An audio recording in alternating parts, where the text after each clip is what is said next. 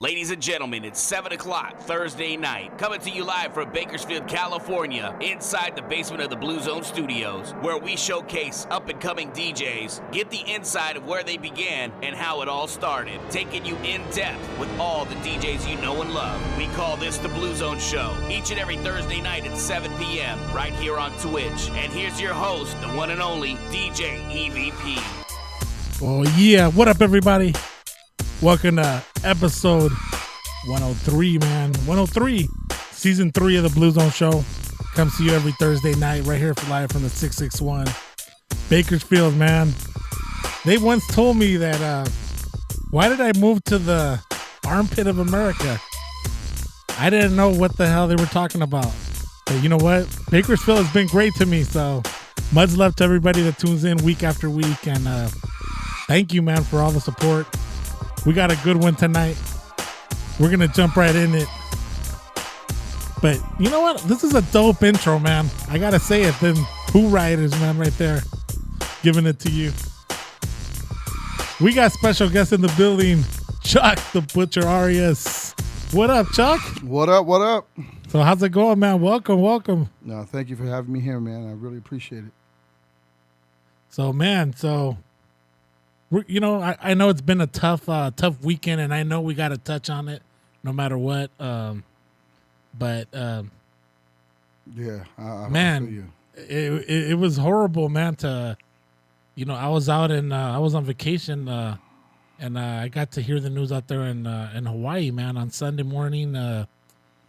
It was horrible news. Big Kobe fan of him, you know, his whole career, and you know, the families affected, bro, and Definitely. it's just tragic, man, how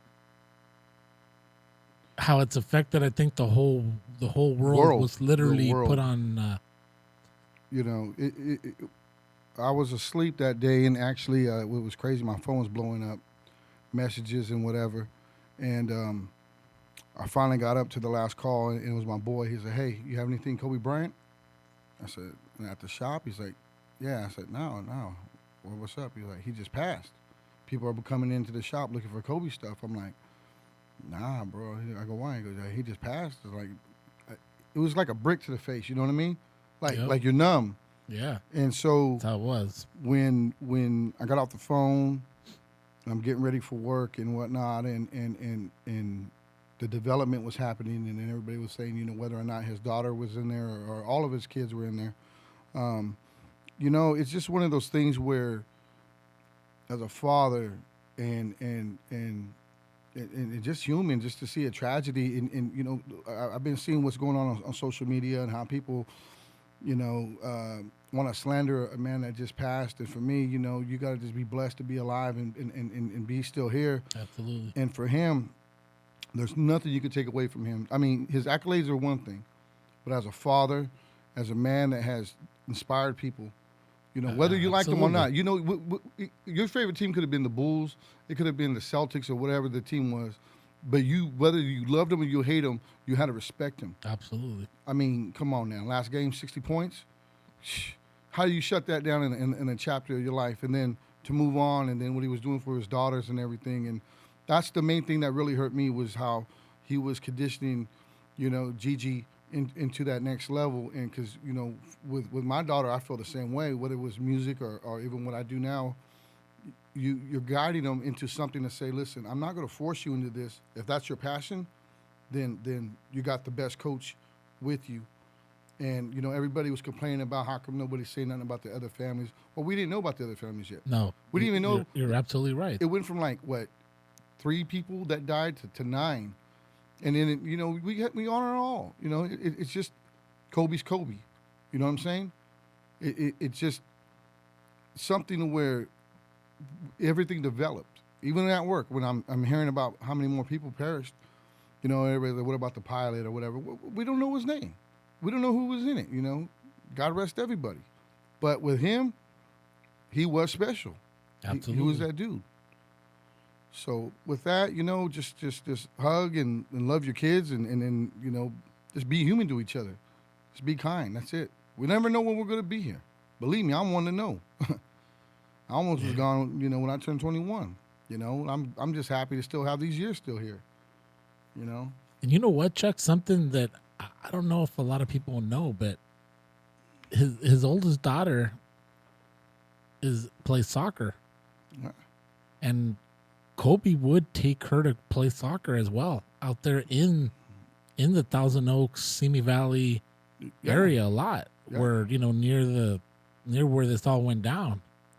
And that's something that because I have a friend. I haven't talked to him in a long time, but he lives out there in Newbury Park, and which is where the Mamba school is, man. And he was seen out there all kinds because he would go into Camarillo. Oh, definitely. And then fly into Camarillo and then going by car to the definitely to the Mamba Academy. And the thing is like they said right now, you got the hashtag Girl Dad, and like I said, as a father, we can only provide, we can only shape to a degree, because we know when they get to a certain age, they're going to branch off and do what they do. And I always tell everybody the lesson is when I was younger, my dad used to always tell us, whatever you do, don't dirty my name. And as a kid, you didn't know what that meant. Yep. And then you don't realize that it's the respect they have and they're standing in the community, and also the moral compass they give you. Because even me, I could have fell into gangs, I could have fell into drugs, but that moral compass kept winding me back into, like, I did what I did. Believe me, I was a wild dude back in the days. But regardless, I remember when I had my kid on the way, and it all changed. I dropped everything. I went ghost. Nobody knew where I was at. Got this job, what I'm doing, and pretty much just from that point on to be a father. I was very happy, very proud, and I can imagine what he was. Absolutely. No matter how much money you have or how much money you don't have, if you're a good dad and you got a great relationship with your kid, that's priceless.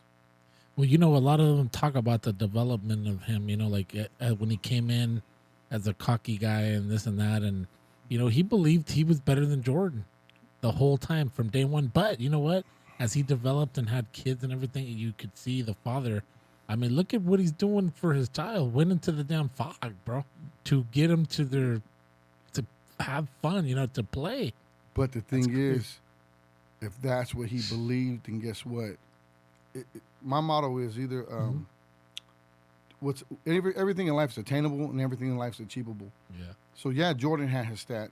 Jordan had his accolades, and if Kobe was sharpened by Jordan and he's moving up and moving up and moving up, we could have the debate of who's the greatest basketball player.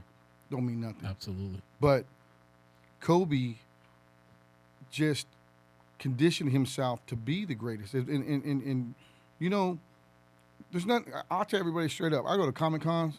I think we the best. We in Bakersfield. We go to Vegas. We go to different shows, and we show out. And we're cocky. And we ain't on no basketball court. I ain't passing no ball, but I display what I got. And we. You know what I mean? We there to win. Well, you got to believe that. If you don't believe you're the best, then you know what? Then what are you doing? Get out the game. Exactly. So you know what? Hey, that's props to you, Chuck. That's dope. I'm glad that you think that you feel that way. But people have to see that, though. Yeah. I've had different businesses throughout the years. I remember feeling defeated when the industry took shut down. I mean, that's all I knew at that time. And to start back from the bottom, I mean, you're literally, what do I do next? You're in a daze because that's all I knew. So then you start sharpening yourself. You start getting, okay, you know what, get a real job, start looking for benefits, retirement, and all that good stuff. But even then, I branched off and started a side business. I got people that's been in my career over 30 years hit me up. Hey, what do I do to start a business? Or I said, do what you love, man. If you have a hobby, a passion, go home. Study. But not everybody has that drive. Nobody ever has that ambition, and that's the main thing. You have to have that. If you don't have, like, you know what I mean? Like, hey, here's a ball, go play. But there's a difference between just being an average player and being driven and being, aggressive. You see that with sports stars. You go to high school games. You see who the dude that you know is going to go to college. You got to be realistic with your stuff. Absolutely. See, and that's something that, we're talking about that Kobe possessed. Yeah. That look at what he, man, you hear a bunch of stories about him. Like, like one of them is Jason Williams. I don't know if you caught him. Jason, remember he was the one he was with the Bulls. Remember? Yeah. He got hurt riding a motorcycle that first year. Yep. So he was playing, and so he had to retire. He was never the same guy. Yeah. After the injury. I remember when Kobe, I think it was the Celtics that lost to that year, and how he didn't just lose and walked off the court. He stood around for a minute. I think he kind of soaked up the loss because guess what? Back-to-back the next couple of years. So you have to have that loss. You have to know how to lose. Oh, yeah. People don't know how to control their emotions sometimes. At the age I'm at, I'm cool. I ain't a hothead like I used to be. You got to be humble and content because a lot of people are like, oh, man, I did something and I didn't work out, or I did this job, I got fired, or I don't want to work here. Be driven. I always tell kids, get a job. But when you're in that job, learn every skill you can for your application and start applying for the next job, for the next pay raise, for the next thing. Because if you always are in that little pond, this town is like a crab in a bucket. Nobody wants to see nobody succeed. And I mean, I hate to say that, but that's the truth. Yeah. Even in the DJ community, I love everybody. There ain't one DJ I can say I don't like. But at certain points, you start seeing them, nipping at the bud with each other and who's got this venue, I was in that game at one point. But, the thing is, go out and create your own venue. Go out and start looking for people and spots to do. So what, they got the biggest club, or so what, they're over at this place. Go find something in your lane and go make it happen. Mm-hmm. I remember when we did it, and I wasn't I know how to DJ, but I ain't the greatest, but guess what? We had fun. And it was fun. Well, and you knew how to entertain, and that was it, But it comes down to either you're technical with all your scratches and your flares and the whole nine, or you're a party person and rocking that party. You know what I mean? So that was back then when I seen that. And that goes with local MCs. That goes with anything. People, when I went to Oxnard, Mike Bless, right? Yeah. And my man Psycho Les was out there, and that hip-hop community was bugging me. Like, wow, you guys got it together out here, man. I loved it. You know what I mean? Like, I was meeting people, and, where you from? I'm from Bakersfield, man. What's up, And the big homies from New York, so Mike gave love, and I told him, man, anytime you come through, man, we're going to give you love. Merge took me out there, and it was a good experience, man, just to really see it out there, because I haven't been out there in a long time, and when I was, it was like we have, like, Jerry's and a couple different spots, but we don't have that community. I'm from the culture. I tell people, don't get it twisted, homie. I've done break dance. Did everything in the hip-hop culture you can think of. But guess what? Sometimes you got to be realistic and say, unless you're the greatest at this or that and make a career of it, you got to kind of sometimes fall back and find your lane. And I did that, and I still succeeded in the lane. Like, all the homies were DJs. Baker Boys, Chalk, C-. I learned from all of them. I sat back and Alex G, when I remember when he got me into promoting for records, it was funny because Alex took me and Frank V rest in peace, they sharpen you. You know, they give you the tools to say, listen, man, this is what you kind of want to do. This is what you do. And when I exceeded in that path of the career, I shot to the top. I mean, I was working with Wu-Tang off the bat. I'm talking 93, 94. And still to this day rocking with them. But the thing is, just be yourself. Don't be a hanger-on. Don't be trying to impress them. Don't say, hey, man, I got rhymes or whatever. Just be yourself. Stay in your lane. You need this record promoted? We can do that for you. But guess what? I had a friend one time. We took it to a record label, and he kind of said, listen, man, probably the only time you're ever going to see inside of a record label. I took that as a slap, like, yo, guess what? I worked for that label. I was in the building. You know what I'm saying? So even when people discourage you, go under, go over. One of the two. But don't let nobody tell you what you can and cannot do. But once again, it comes back to that drive, ambition. So when Kobe stepped up and he said, yo, man, I'm this. You have to believe who you are. You have to live it. You think he just practiced every other day? He practiced all day, every day to be that great.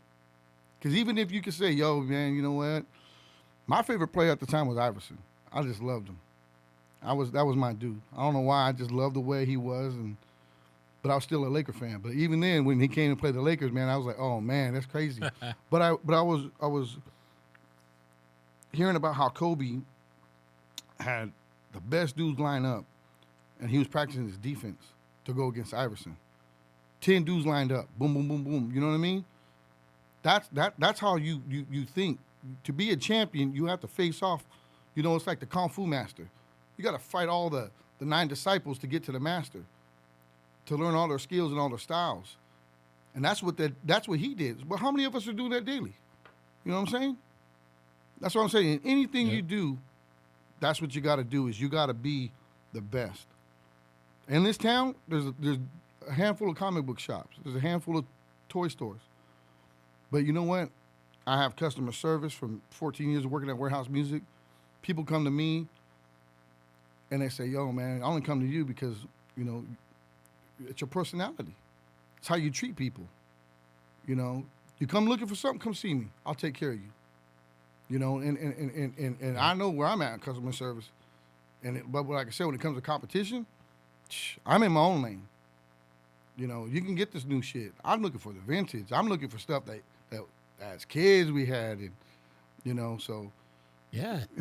So you know what, Chuck? With that said, how about if we get into some of the, you know, because you brought some pretty cool, interesting stuff that might throw people back in time right now. Yeah. And you know, I'm gonna let them take a look right now so that they can see what you brought over. Definitely.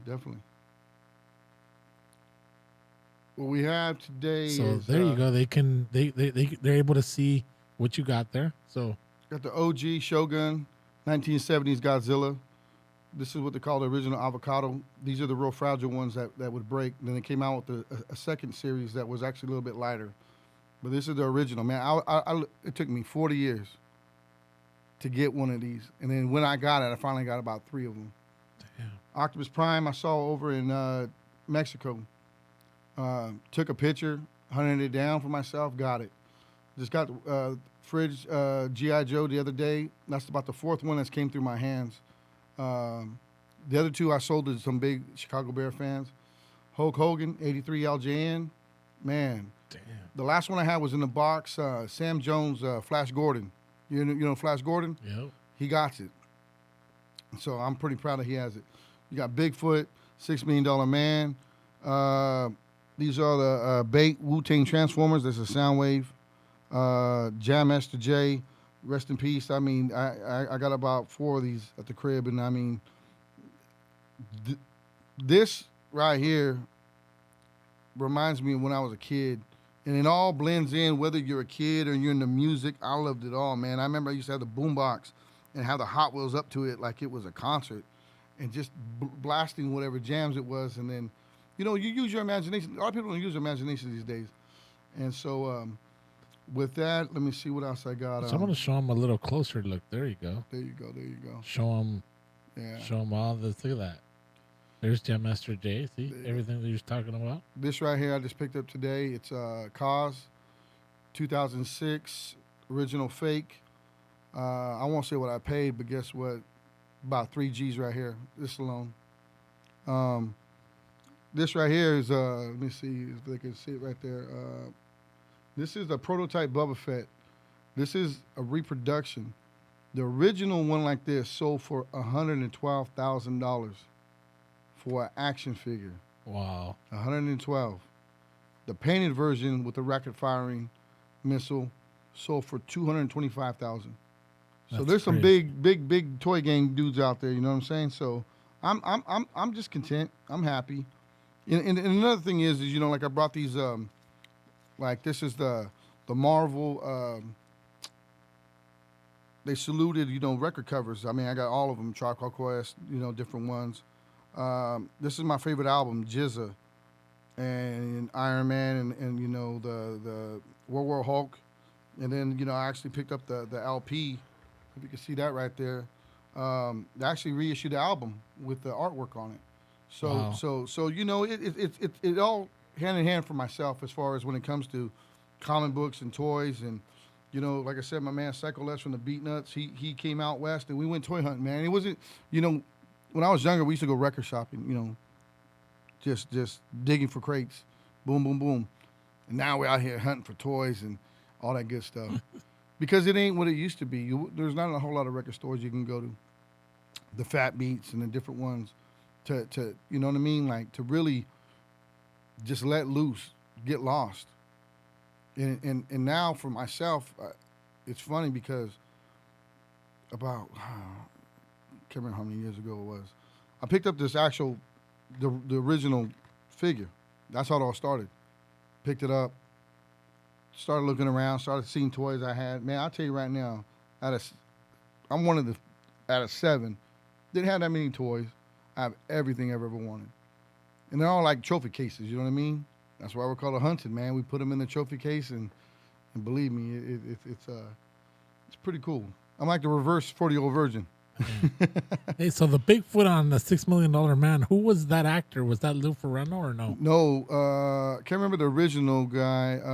Andre the Giant played him at one point. Andre. I remember Andre at one. But that's not the Andre sculpt, but they do have the Andre sculpt. But this one right here, man, I got this last year.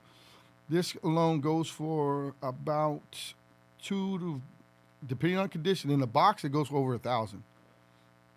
My dude had it, got love from me. I got that for $70. $6 Million Man, I picked that up for $25. It's worth a lot more. But if I was to sell that as a set, I get a nice little penny for it.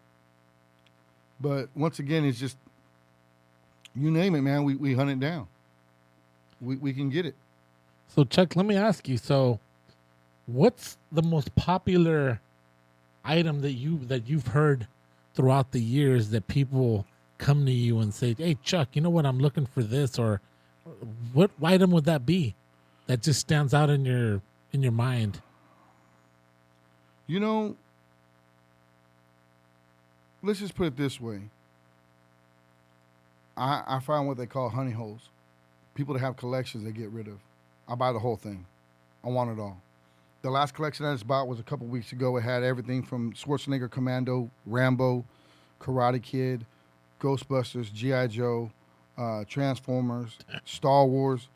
And it was crazy because even the Star Wars figure, it was a bag of them. And I was going through them, and one of them stood out. I was like, man, I don't remember this one. And it was the Death Star gunner. Sold for $175. Got it on eBay for $125. If you guys want to buy it, look it up. But my customers come to me because they see what I have and they want, like, hey, listen. Like, what was your favorite toy growing up? Man, you know what?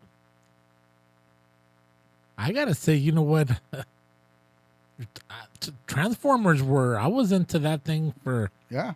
You know, remember the lions, and what were those? Remember the lions that used to transform into Voltron. Oh my god! Yeah, That's there it you right go. there. There you go. Okay. Original 81. Okay, there you go. Voltron. So, That's one in the many. That's I have. crazy, bro. Oh yeah, Voltron is still very popular. I mean, especially like I said, when it comes to crossing genres of what we do. You know, when Wu-Tang, you know, they say they form like Voltron. You know, the the thing is speckled throughout anything in their rhymes, not just them, just different people. You know, we were kids. We used to watch, you know, whether it was the A-Team, Knight Rider, Dukes of Hazzard. And the thing is, they made toys of all those things. Yeah. I never had none of them. I had friends that had that shit. But me, I had a few things here and there. Muscles, remember the little muscles? So people come back and they look for what they had as a childhood. What was their favorite toy? So that's what they come to me for. You can go to different ones. Like where we're at right now is 1300 19th Street, downtown Toys and Comics. And we have a plethora of everything from Betty Boop, bobbleheads, to I mean, just go to the store. And the thing is being downtown, it's love because people come in, they're like, wow, we didn't know you were here. People come in from LA, like today, there was a group from Vegas, and they were just bugging out, buying things. And it's crazy because we get more out-of-town people coming into our shop than we do, look, man, I'll tell you right now. I hate to say it, people, you guys don't even support out there. I'm going to put it out there all the way. You know, I got a business. Hey, well, nobody I know come and support. But it is what it is. But you know what? That's what I love about it is because, like, it you know, hey, man, my kid's selling candy bars to go to, man, I'm buying shit off your kid. You ain't buying shit off my kid. You know what I mean? And I mean, I don't want to feel that way and act that way. But I'm a Kobe Bryant in this game. I'm the best, true. man. I'm the best. We're going to do this, man. And you know, it's just, I think if people support it more and if people really, not even just buy anything, just come in and chill and kick it. And I was telling my dude, we need to get some turntables up in here, come kick it and chill, be the spot. Because when I was growing up going to L.A., I used to go to all that stuff, man. I used to go check it out. That was the first thing I would do was go and look. And like I said, I didn't have no money. I'm a broke-ass kid. But I remember that shit when I was a kid. So just with that, man, like I said, it's crazy how it's all for me, like I don't know. I'm at that point in life where I just love it, man. I have everything around me. Everything when I was a kid, everything, you know, into adulthood, I could appreciate it more. Like I said, you know, when I brought you those gifts, man, I said, open them up.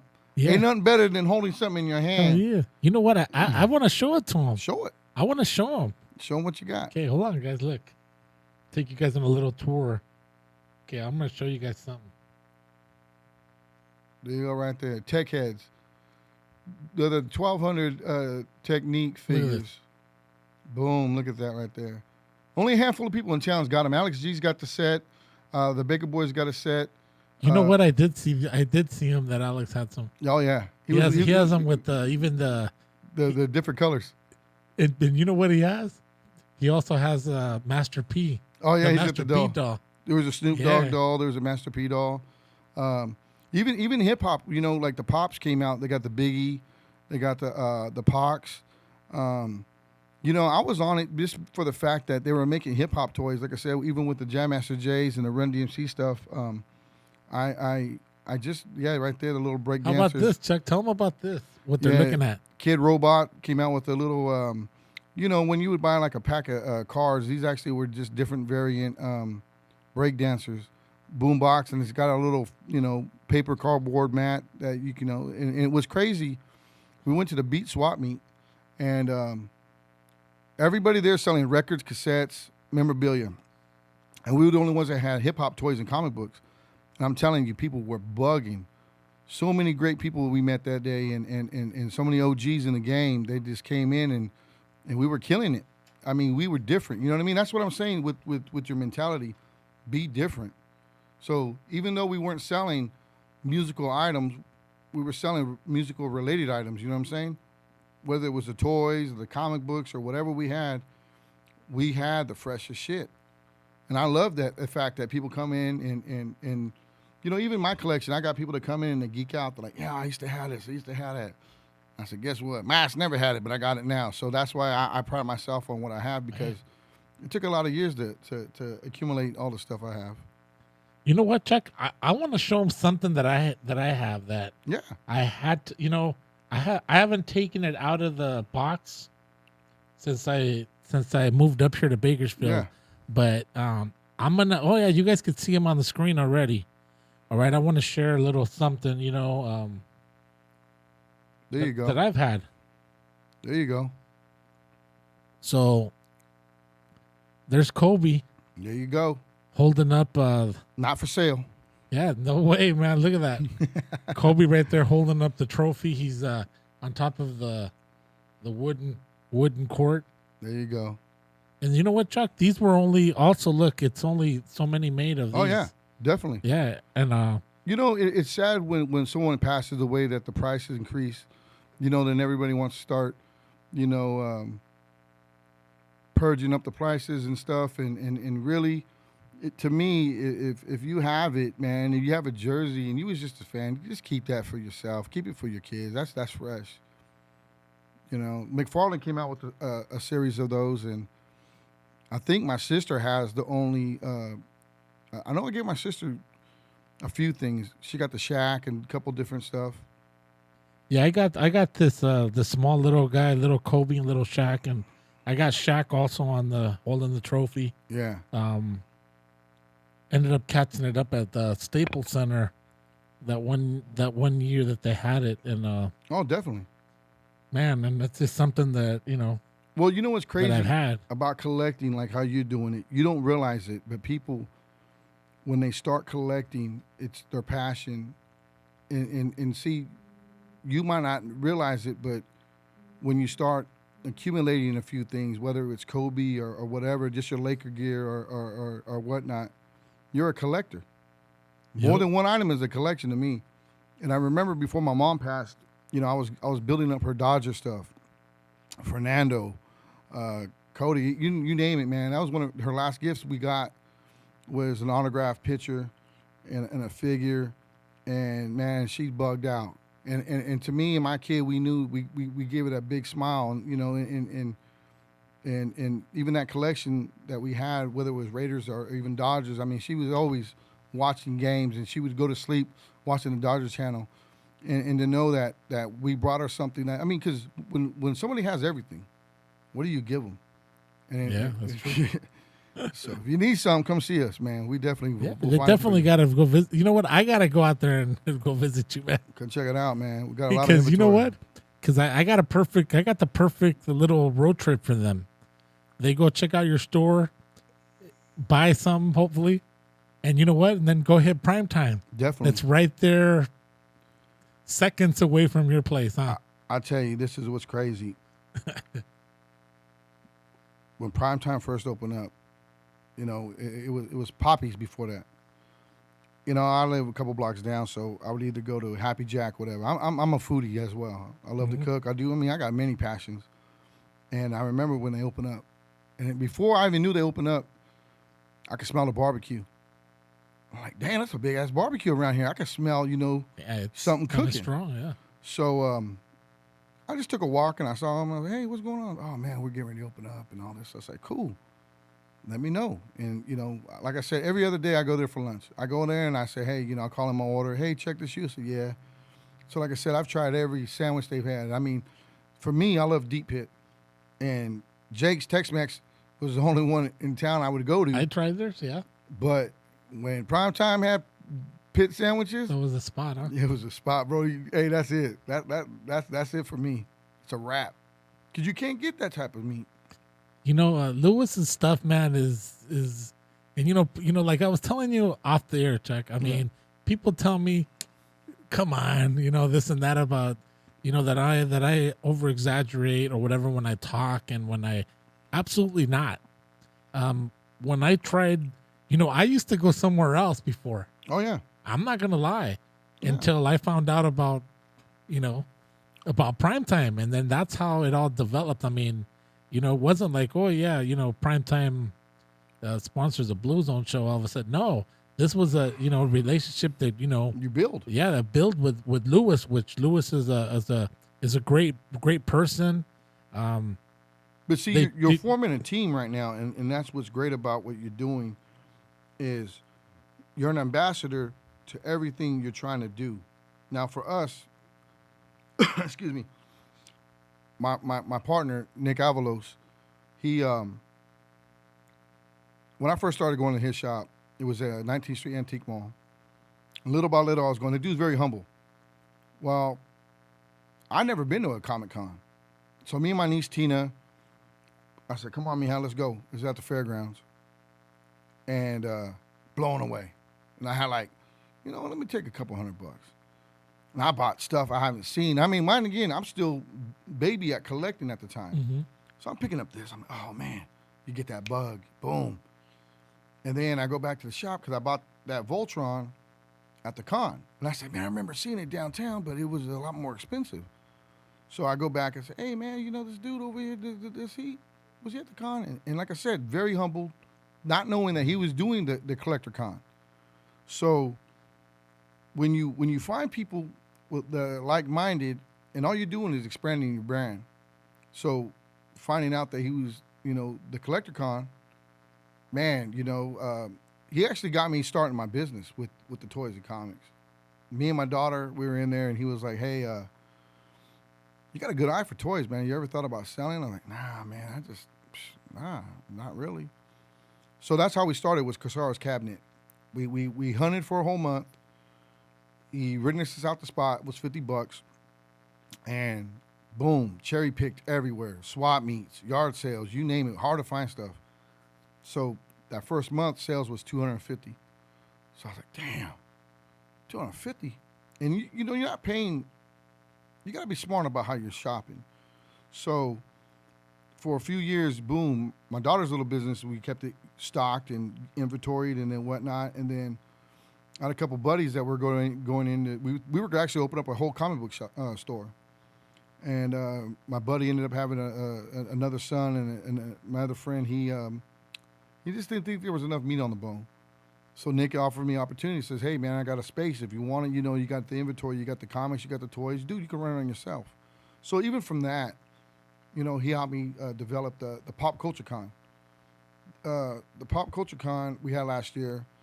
And it was a little hard for me because my mom had just passed and we had it like right after she had it. So I was still in the days and still the show must go on. But this year, we're having it May 17th at the Eagles. And we got some great guests coming. You know Leilani Shu?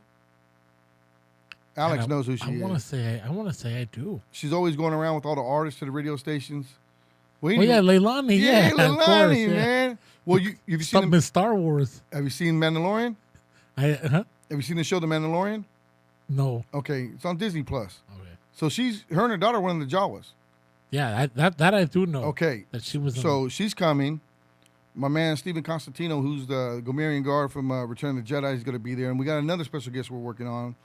And until we can announce it, right now they're our guest. So even Saturday, I'm leaving to L.A. We're going to the Hollywood show. And that's what I love about this, man. I'm telling you, it's not just comics and toys. Now we're expanding into finding the celebrities to bring to Bakersfield. Wow. So I'm geeked out because the Banana Splits, I don't know if you know who they are, from the 70s. They're all in their little suits and the little amphibian. Anyways, they did a little horror movie last year. They just dropped. It was the Banana Splits. So the original three guys are going to be there for 50 years. They haven't done anything in 50 years. No signing, no nothing. So I got a big collection I'm going to get signed. Wow. Tanya Roberts is going to be there. She was in James Bond. She was Sheena, Queen of the Jungle. She was in Beastmaster. Oh, okay. She was Midge, Donna's mom on the 70s show. Oh. So that yeah. There you go. Oh, man, she's still beautiful. Man, I'm gonna. Yeah, you're talking. You're bringing this to Bakersfield, huh? Well, we're going to Hollywood. May 17th, though. May 17th. May 17th, we're doing that. So but it's going down for sure. May 17th. Yeah. So this Saturday, we're going to look for more celebrities to try to bring down if we can. Man, that's a few days after my birthday. I might have to. Come I might have to go party. over. I might have to. And what I love about it is, and it's here, man. Come on. We have like 40 different vendors. If you're into wrestling, they got it. Hot Wheels, they got it. Everybody's different. Like I said, it's just what I love about bringing these shows is it's just Everybody always complains there's nothing to do in this town, and that we're bringing it, and it's a family affair. You know what I mean? I take pride in watching the kids get excited, dress up as their superheroes. The mom, the dad dress up. Are they just excited to see people dressed up? Or, like I said, it's not always about the business. It's always about bringing families together. Absolutely. Especially in the world we live in today. You know what I mean? Like, to me, I like seeing the dads that go in and look. They go, man, I used to have this as a kid. Well, you know what? You can get it again. We got it. Because don't pass it up. Because it might not be here the next time you see it. And so even with that, that's what I'm saying. When people are a fan of something or get it, man. I mean, we're in a world where there's a lot of ugliness out there. And believe me, I get off work, I come home, I'm amongst my collection. I got my music on and have a little drink here and there. And believe me, man, I'm in my man cave. And my whole house is the man cave, but I love it. Nothing makes me happier. That's dope. And, it's kind of cool to show it off to other people and shit. And, I got one of them bar top arcades. They want to play old school video games. It's got 600 games in there. I'm going to show them again, Chuck. I'm going to show them a close-up again. Yeah, definitely. Of all the stuff you brought over here. Definitely. To anybody that just logged in and stuff. If you logged in, you want to call up, man. You got any questions, let us know, man. Or even to share your experience, man. What was your favorite toy growing up? You know what? You guys already know the number. So if you guys are out there, go ahead and tuning in. 661-412-2007 is the number. I got Chuck Arias in the building, man. Talking comics, talking pop culture, man. Everything. If you want to talk music, whatever they want to talk about, you guys got questions about comics, about these collectibles in the house, or maybe something that you looking for, or or you want some kind of advice on something. You know what? Chuck's here, man. When I first started, like I said, I was never discouraged, and I got to give a big shout out to my sister Jackie. When I first started, Violet Brown was one of the big head honchos at Warehouse Music at the time, and we had a convention. It was at the Roosevelt Hotel. My first time alone by myself out there to go do something, and I asked her, I said, sis, can I borrow $300 off you? She said, yeah, pay me back when you can. And I remember taking that money and getting to L.A., staying at the City Motel. But the cool thing about it was I got in for free. All I had to pay for was room and food. But at that time, I met, whether it was Pete Rock, Brand Nubians, Old Dirty, a lot of people I had met and being fans of, and learning, how do I get in the music business? Because there's a million rappers, there's a million DJs and everything. But how do I find a lane? And like I said, if it wasn't for Paul Stewart and Happy, who Happy at the time, ran Immortal, and then just didn't know in the homie, like I said, Alex G. We went up to Immortal Records and Sean B was giving us love. And Alex is like, yo, man, because he did the radio side of things. But when you do the street team side, that was my lane. Going up, putting up posters, stickers. I remember getting a gang of product. My room at my mom's house was my business office. And I remember the first thing I had to do was set up a fax line and a hard line. Back in the day, that was when remember the long distance bills were up? Oh, shit, yeah, I remember that. So I used to get up every morning at 6 a.m., because New York would open up their office at 9 a.m. So I'm faxing over proposals, just hungry. So getting into the music industry, I did it my way.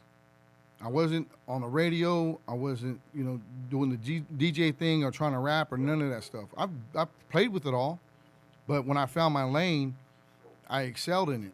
And you want to be the best. That's why when we got recognized, my man Orlando, who's, matter of fact, tonight, the Loud 25th anniversary New York concert, if I didn't have taxes to do tomorrow, I'd definitely be there. But, man, I'm telling you, they pulled me in. They saw the hunger in what you do. So when I became part of the Unity family, because Unity was the first hip-hop underground concert venues that were doing shows So Wu-Tang's first concert, they did it. Mobb Deep, Biggie's first concert, Beatnuts, anybody from the East Coast that came to the West Coast. And then they even did like, I remember it would be like, with hieroglyphics or Project Blowed and all that shit, Freestyle Fellowship, stuff like that. They blended the genres, because I remember, it's funny thing, I got a crazy Eminem story. It was either 95 or 96. We were at Culver City for the rap sheet battle. And there's only 3 black people in the whole building. And that was me, M, and Thurston Howell III. I thought he was Mexican. I said, "What's up, man?" Puerto Rican. So I remember seeing this kid, and he's just chilling there. We got to meet him and everything, and they battled against Project Blowed. And that was the famous battle that he lost, that he was trying to win the $500 grand prize, whatever. But he was in L.A. that weekend. That's when he got his demo heard, and, of course, history, he signed with Dr. Dre. And I remember, even after he signed, he did a Unity show, and it was Capadonna, Black Eyed Peas, and Eminem. And I remember stepping to him and said, "Yo, man, I don't know if you remember me, man, when you first came out here, But we never kept that relationship, but like certain people I've always kept that relationship with. Because, I mean, it was like, yeah, you're cool, you do your thing, man, Never thought it would blow up the way it did. Yeah. Kanye, the same thing. His first trip to L.A., we were out there. I met him once. He produced the album for Gravity, Down to Earth, on Correct Records. My man Tariq, who was fashioned from the Beatnuts, they were on a label. It was a new label. And DJ Newmark from Jurassic 5 was the A&R. So we're in L.A., and mine again, Grav brought his crew, Tariq brought his crew, and me and my friend Dorian at the time, we went up there to go hang out and do the show. And we're working for the label at the time. And Kanye was there. And like I said, first and only time I ever met the dude. And we took him to Sporty's on Melrose to go shoe shopping. We went to Fox Hills Mall, and then we went to Santa Monica to go have lunch. That's it. Last time I ever met those dudes. Next thing you know, I see him in Through the Wire. Broke his jaw in that car accident. Now where he's at. But once again, he believed in who he was. Now, I know he's a little crazy now, but he was so determined when he produced. He was so determined when he rapped that he stepped out of the shadows into the limelight amongst the greats. Just think about it. He produced for Jay-Z. Now he's shoulder to shoulder with Jay-Z. But that's the mentality we get back to with the Kobe situation. You have to believe you're the best. Yeah. You might not be the best, but if you ain't practicing, you ain't training to be where you want to be, then come on, what are you really doing? You're wasting your time, you're wasting somebody else's time. I mean, you have to really have that drive. I can't express that more than anything. If that fire ain't burning in you to get up and make things happen and go for it.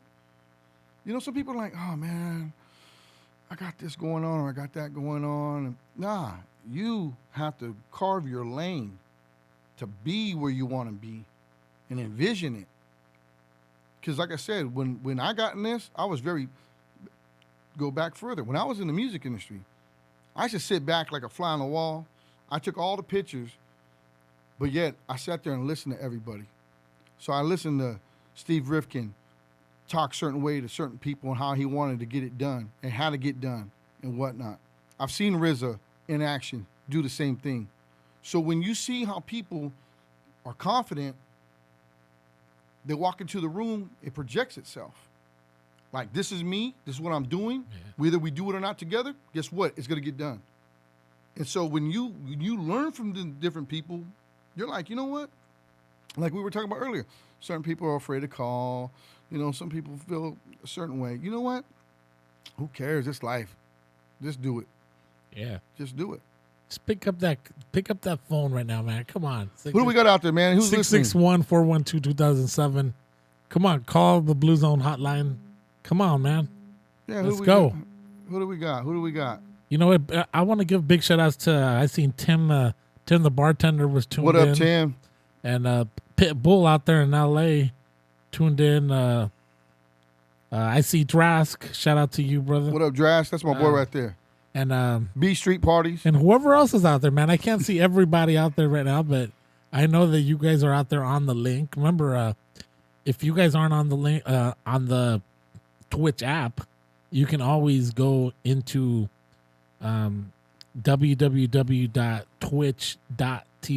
www.twitch.tv/DJ EVP. Go in there and then search DJ EVP in there right away, and then click on it, and you'll see the live feed right now, and then you should be able to see some of the other episodes that are still up there. I think the volume 10 one is still there too. The great interview that we had with volume 10, talking pistol grip pump with all his new projects, and so it's okay. So we got of course Moon Man had to call. Call from Moo Man. to accept. What up, Moon Man? What up, dude? What's going on? What's up, man? Thanks for calling in. For What's sure. up, man? You got something for Chuck? You know what? Honestly, bro, I just turned onto the show because I had some shows to do, but I saw my man rocking the Wu-Tang hat. I go, this guy knows what's up already, bro. Well, Chuck knows what's up, and do you know what the show's all about, right? Collectibles, yeah, for sure, man. Yeah, the you Hunted don't Comics think and Collectibles Pop Culture Comic Con, man. Because I didn't hear all that. Does he have a shop? Or, Yes, he does. Yeah, we're at 1300 19th Street here, downtown Bakersfield, downtown Toys R Comics. Okay. You Right, know, it's right. 1319th Look, Street, okay. it's right by prime time. Okay, it's right, like literally Oh. right down there. Okay, I'm about to go check that out, man. yeah, if you're a Wu fan, man, like I said, I got plenty of stories. I mean, like I said, No, yeah, dude. have you seen the TV show on Hulu? Yeah. Oh, yeah. Okay. I watched that twice already. So, the Divine, who's RZA's brother in Power, Yeah. how I first got on working with Wu-Tang, it's crazy. I'm glad you called. I was in LA at one of the conventions, and I was passed. Remember, I don't know if, the 900 numbers. It was a sheet. Oh, yeah. You could call RZA, and it's a message or whatever. It's like $2-3 a Yeah. minute. Damn.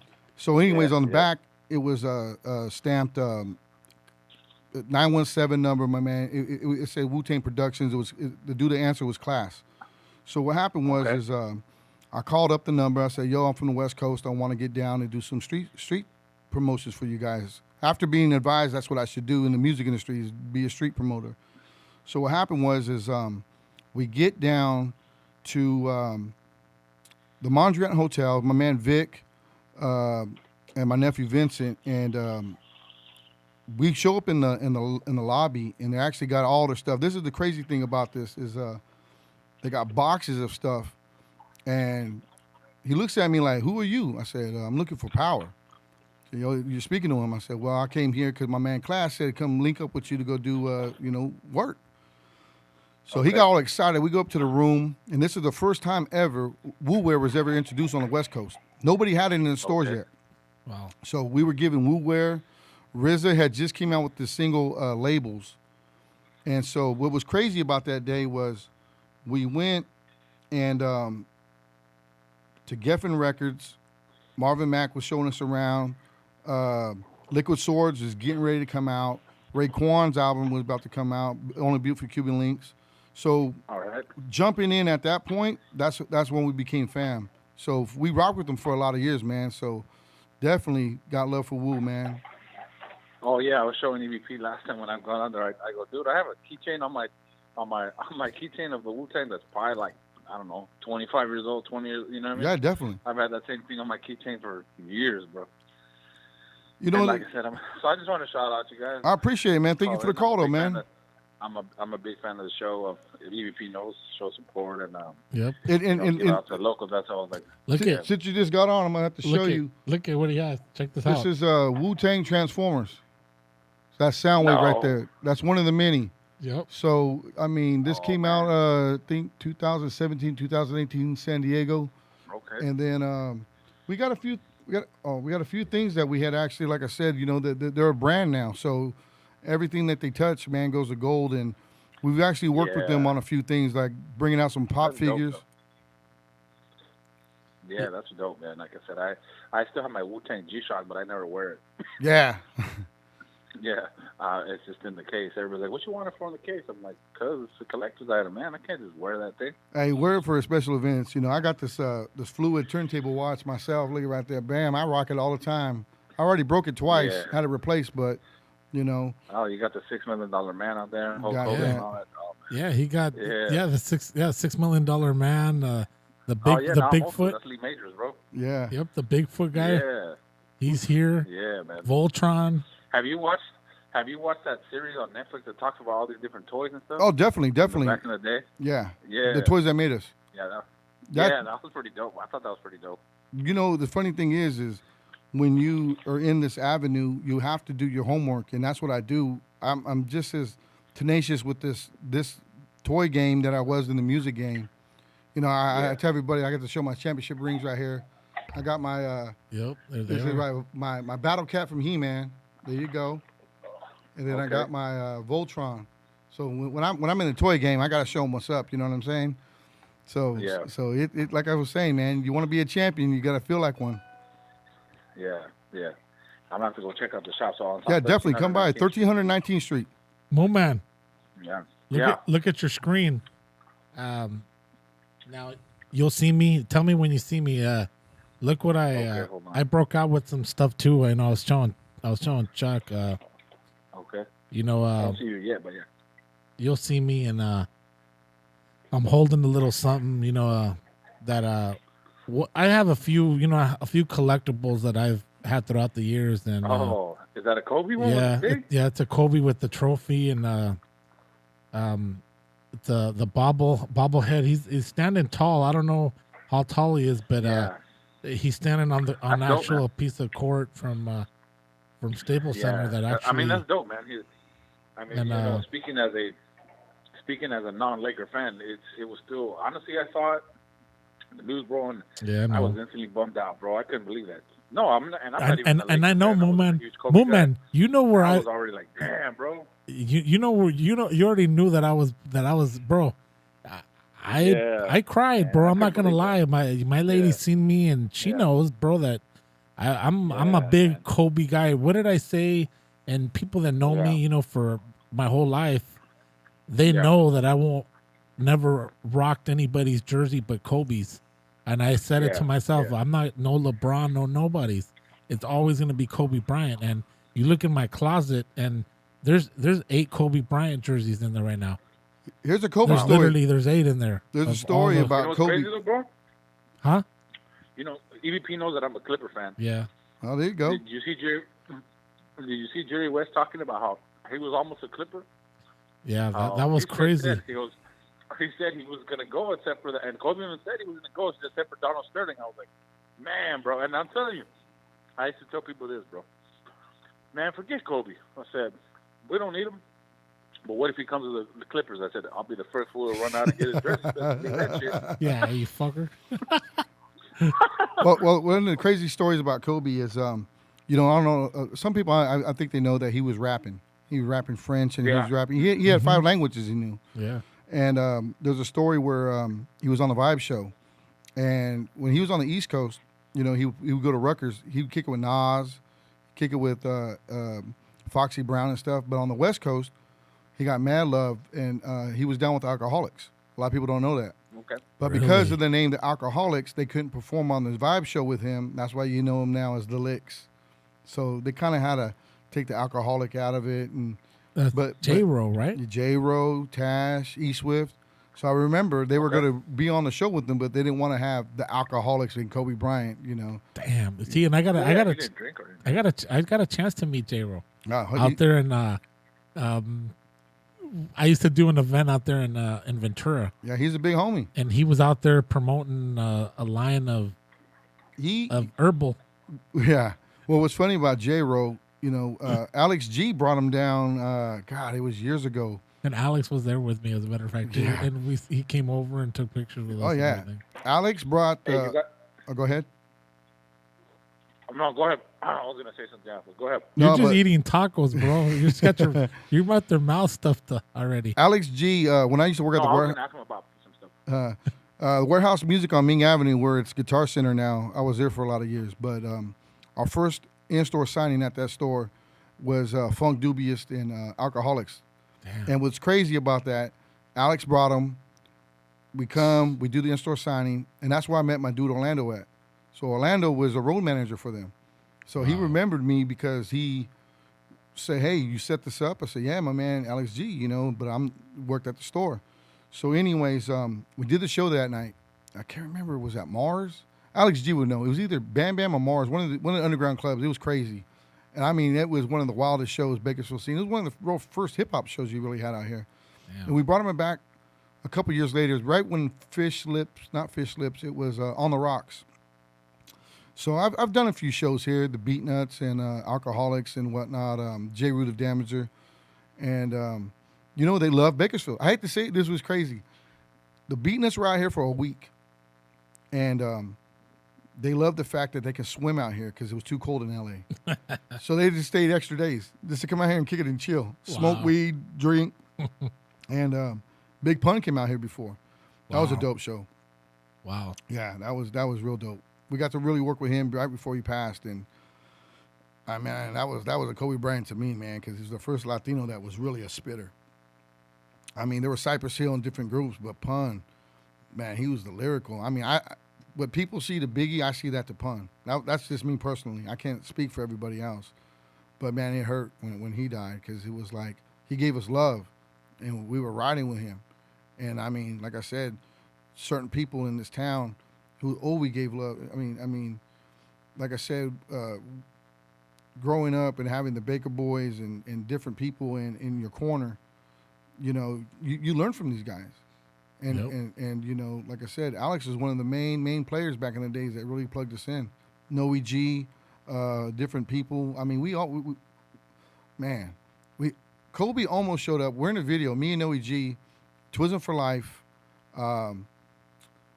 Shaq did the video. DJ Quick produced the song. Everybody's there. It's Steven Seagal, Cuban Gooding Jr., Tyson Beckford, and Kobe was supposed to show up, but he never showed up that night. But I met Magic Johnson. We got to kick it with Shaq. It was pretty dope. That was one of the highlights in my life was bullshitting there and kicking it with Shaq. You know what? It was funny. Everybody's trying to talk basketball with Shaq, but I was talking music.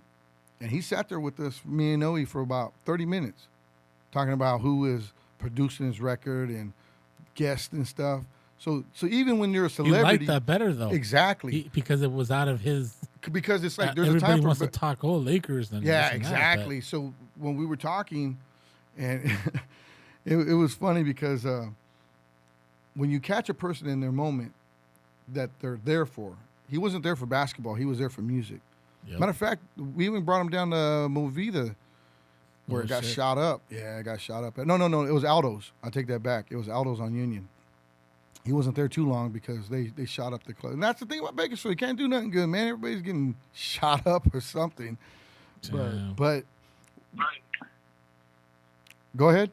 No, that's pretty dope. I remember that. I remember a lot of that stuff. Like, I went to see Big Pun at the Movida, bro. I was young. Exhibit was there dope, too. Man. Damn. Yeah, man, Pun for sure, bro. Because again, sometimes people aren't here for a long time, but that don't mean they don't leave a mark. Oh man, that's for real. Yeah, and that's why I said that with Kobe too. I said, man, bro, that dude. Like I said, to me, I wasn't a Laker fan, but I admired how at the end he was very much different than when he first was, and he was just more open to. He had always had a big smile on his face, man. And the dude's a legend, bro. Definitely. All time, Definitely.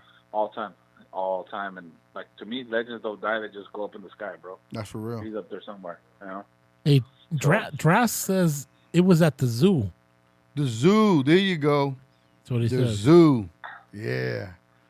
Drass knows what's up, man. That's my dude right there. I remember when I first met Drass, my man Slice, Lawrence Aguirre. I went to Vista P. I left Arvin High, and I was supposed to go to BHS at the time. And when I met Drask and them B Street parties, Fatty, all these dudes I first met through my man Slice. And I'll tell you right now, man, I ain't never partied in my life like that since. I'm talking 40-ounce Kings. We were Crazy Horse, King Cobra. I mean, Cobra, man. And it was funny because I was the MC at a lot of these joints, and they was the DJs. So when you see these DJ crews, But it was so dope because our crew, we were just friends. We were just hanging out. Yeah. We go to somebody, like I said, the garage. They got turntables and started buying records and collecting it together. And I remember, man, it was just those were good old days, man. I'm telling you, I will never say if you got to do something over again. I would never do it again. Good people I've always met. Yeah. Hey, You have any Batman man. stuff in your shop, bro? What's that? You have any Batman stuff in your shop? Man, if I don't have it, I'll get it for you. But you know what? I got a dude that's always buying Batman. Oh, I do got a few things in there right Dude, now. there's one in the flyer right on back of you. Oh yeah, that got sold. It did? Yeah. See? But see, the thing is That's cool, though. That don't mean I won't. come. You know what? If I don't, a lot of people. Go check it out. if I don't have it, there's about 40 other vendors in there that do got stuff like that. Hey, Moon Man, I got an idea. I buy lots of different. Moon Man, I got an idea. Yeah.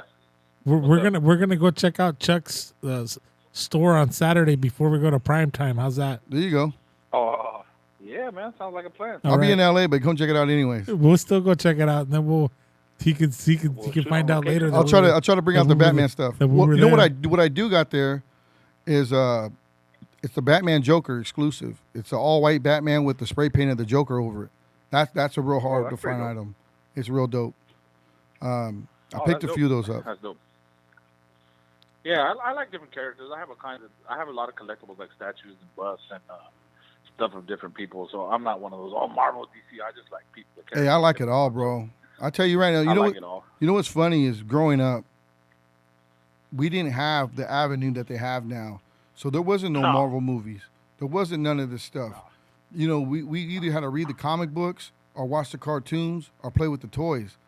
Up until, was it 2007, 2008 when the Iron Man movie really, well, I mean, you had Blade, you had different things, but when Iron Man first came out that set the whole trend, it really propelled it up into even now where you have like DC when they did the Joker. A lot of people, I don't know how they feel. I loved it.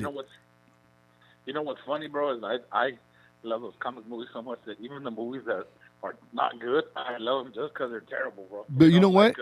I love it because they're at least making them. You know what I mean? Yeah, but you know what I mean? Like, for example, the Punisher with Dolph Lundgren from the late 80s, bro. Yeah. I love that movie, dude. And it's not good, but because they're talking about the Punisher, I'm like, who cares, bro? But look at the TV show that came out on Netflix, though. Look how dope that was.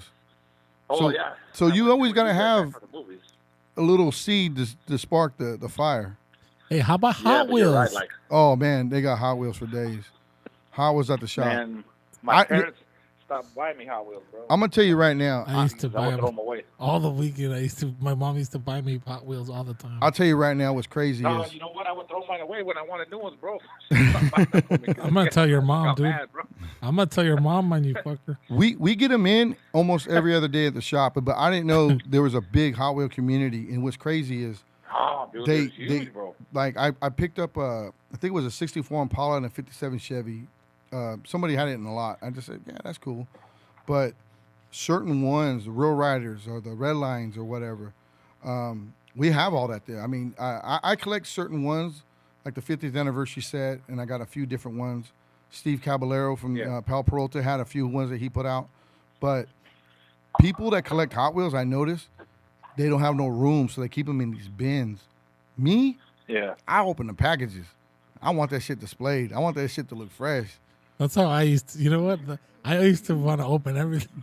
I'm like, fuck that. I want to show it off. Yeah, but what I the mean, heck is it gonna be in a package, man? you could keep it in a package to a degree, but the thing is for me now, it's like it's open. You get to hold it. You can appreciate it's art to me.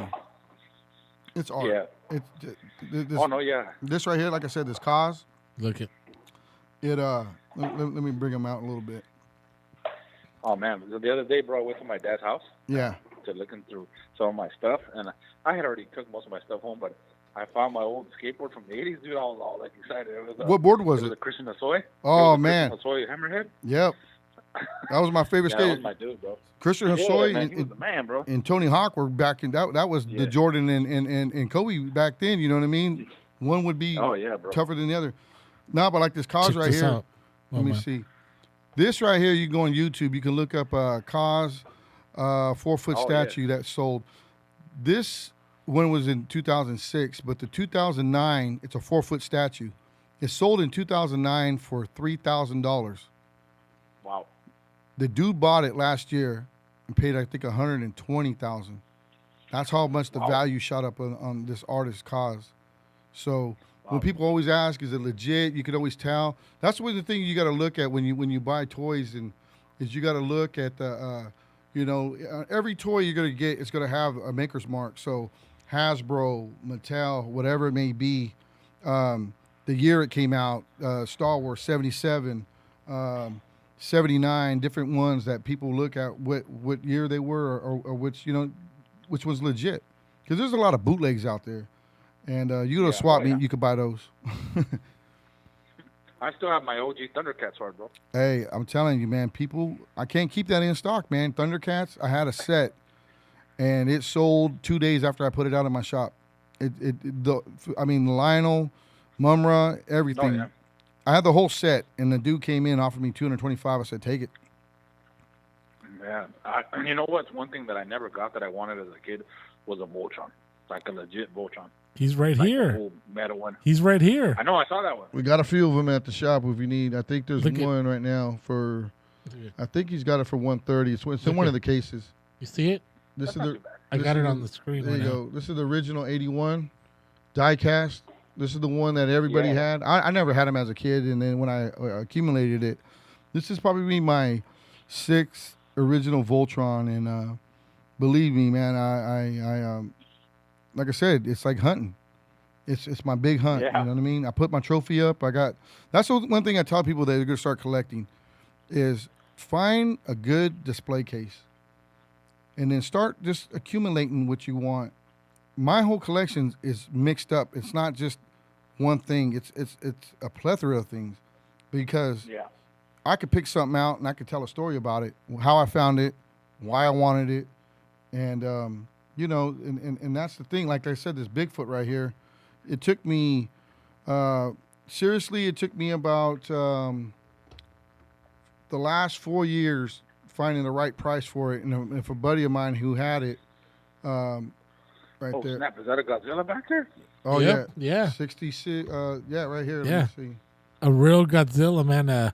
He says that thing breaks easy. Let me see. Bring it Not in. bad, dude. Yeah, right there. That's old school, bro. Oh, yeah. And I always wanted it as a kid. Like I said, now that it looks real on the camera, man. Damn. Yeah, it is dope, bro. I remember when Steve Austin would rip that Bigfoot's arm off. Oh, yeah. And it was all. Yeah, I remember that he would run and with you can see all the wires bro. and stuff hanging out of his hand. What's crazy is my brothers had these, and there's a Steve Austin part right here, and everybody thought. Let me see how I can kind of show it right here. The Bigfoot here is where Steve puts his hand to his chest, and he can pick them up. Okay. I'll do all that right now, but anyways, you can pump his chest up and whatnot, and it'll lift him up a little bit. Yeah. But like I said, I was too young. My brother had the Evil Knievel, $6 Million Man. You can still look in the. Let me see if you can still see the. Yeah, man. Well, when you're a kid too, and we grew up, semi-poor, dude. Like my parents didn't have money to be buying. I'm here. I feel you. Like, I got all excited when one year for my birthday I got me a Mr. T doll from a Mr. T action figure from the A-Team, bro. And that was like my thing for years, because we didn't get a lot of stuff. I just picked one of those up the other day, and I almost put it for my shop, but I ended up keeping it because you don't see them that often. Yeah, man. And that's the funny thing is I was telling everybody the other day, there was a time when we would go outside and play, and we'd come in and have dinner, but then it depended on what came on, whether it was A-Team, remember the V? Knight Rider, V, Dukes of Hazzard. And then I remember... Air Force. Yep, Airwolf. I mean, the Airwolf, yeah. Airwolf, yeah. And then once those ended, they would have like MASH or something would come on, or Dallas, and then I remember once the news came on, it was time for us to go to bed. But I remember just those few hours of just watching Knight Rider and waiting the next week to see what happened. I was talking with EVP, like how we would try and stay up on when they would do Saturday night's main event, bro. Wrestling. Oh, He had to stay man. late. Yeah, dude. Hey. Sometimes we would make it, sometimes we wouldn't, bro. Hey, I made it every time. I'm telling you, I was Yeah. a huge, and that's the thing about it is it was so new to us back then because, you know, Oh, yeah. when of course you had a Hogan and then really we didn't know who he was until he was in Rocky. You know what I'm saying? And then when Yeah. he showed him Thunder Yeah. Lips in Rocky, like, damn, that's a big ass dude. And then he became Hulk Hogan. And then, you know, you champion him, and then when the Warrior came out, you were torn. You didn't know who to pick. It was like mom or dad, but I was a Warrior fan, man. Bro, my don't even bring that. My compa, still to this day, my compadre, he still says it's bullshit that Hulk Hogan lost to Ultimate Warrior, and he'll start almost getting emotional. He cried, bro. It was bullshit. But we were I was like, invested. damn, dude. We invested ourselves. Oh, You know what I mean? Like we like you said, Yeah. stayed up, we watched it, and we rooted. And that's what it is, man. Is we have to have a distractions in our lives now. We were kids. We had no other. We didn't know what bills were. We didn't know what work was. You know, I teach my kid all the time. You know, she made money, and I said, listen, you're taking your friends to the movie, you're paying for it, because now you know what it's going to take. You know, it feels good to come in, but you got to feel how it goes to go out. So she's learning the value of that. Shit, I wish I could take a friend to a movie. I'd be like, hey, Mom, can I get this toy? You know, Oh, go ahead. well, you know, as we've gotten older, we get the value of money because, like, still we're kids. We're all getting each other. Like, hey, There you go. give me this, give me that. And then when your parents would, you're like, man, my parents were jerks. You know what my Like, mom oh, used to they- say? They My have mo- the money. My mom used to say, hey, Mom, can I get a toy? She goes, you want to eat? Hey, can I eat half Oh, a portion dude. and still get a toy? Or remember Christmas, you were getting No. up vacaciones and socks? Yeah. No, With but holes you in know what? them. I experienced that a little bit when I was in college, bro, because there was a couple times where my financial aid check hadn't come in, so it's like, okay. And I was living pretty far from school at the time. Yeah. So it was, okay, I can walk the 9 miles home, or I can eat something. 'Cause There you I go. didn't have enough to get a bus pass Yeah. or eat. So I was like, well, I'm going to stay hungry until I get home. You know, Yeah, like, exactly. it is what it is. But at the same time, sometimes I didn't give a shit. I'd catch rides because I had just gone out and, hey, the new Tupac, All Eyes on Me came out on cassette. I got to have it. I'm gonna go No, get it. you're right. And I'd catch a ride home with my boy Manny. I was like, all right, bro. But see, those are the memories we have that when we in that songs, I'm sure off the album, when you listen to it, it triggers the journey it took to Oh, yeah. get there. You know, I tell everybody all the time, I remember my brother had jacked me. I saved a bunch of change. Living amongst, you know, your mom and dad, and you got 2 brothers and 4 sisters. I used to scrounge anything that was shiny, whether it was a nickel, dime, or quarter. And I remember my Yeah, no brother jacked it, and he came home with 2 cassettes at the time. It was Eric B. Rakim, Paid in Full, and it was Public Enemy, Yo Burmester Show. He didn't like the Public Enemy, so he tossed it to me. And it changed my life, man. But, you know, I would have never bought it for myself, but yet that he went and used that money he jacked for me to go get that, it really put me in a different trajectory because I was into skating, like you said, at the time. Yeah. Different things, and that was the only. And the funny thing was, living in a house like that, we only had 1 stereo in the house. But my sister, when she bought her daughter the Teddy Ruxpin, I used to play the cassette in that sucker. It was a little trippy watching them talk, but Yeah. No, but you're right. I've chopped it up with EVP about this. Where, dude, music is like a time machine. it is. You know, some of these kids will be like, oh, that sounds old school. But to me, it takes me back to my 6th grade dance, standing there. You know what I mean? Yep. And wanting to ask these girls to dance, and oh man, nah, we can't do it. You know, and then yeah, man, I love music, dude. Or getting Saturday They listen to morning, you music couldn't all get day. the good cereal, but you had to get the cornflakes and pour your own sugar on it. You know what I mean? Yeah, no doubt. No That's doubt. why we all got diabetes.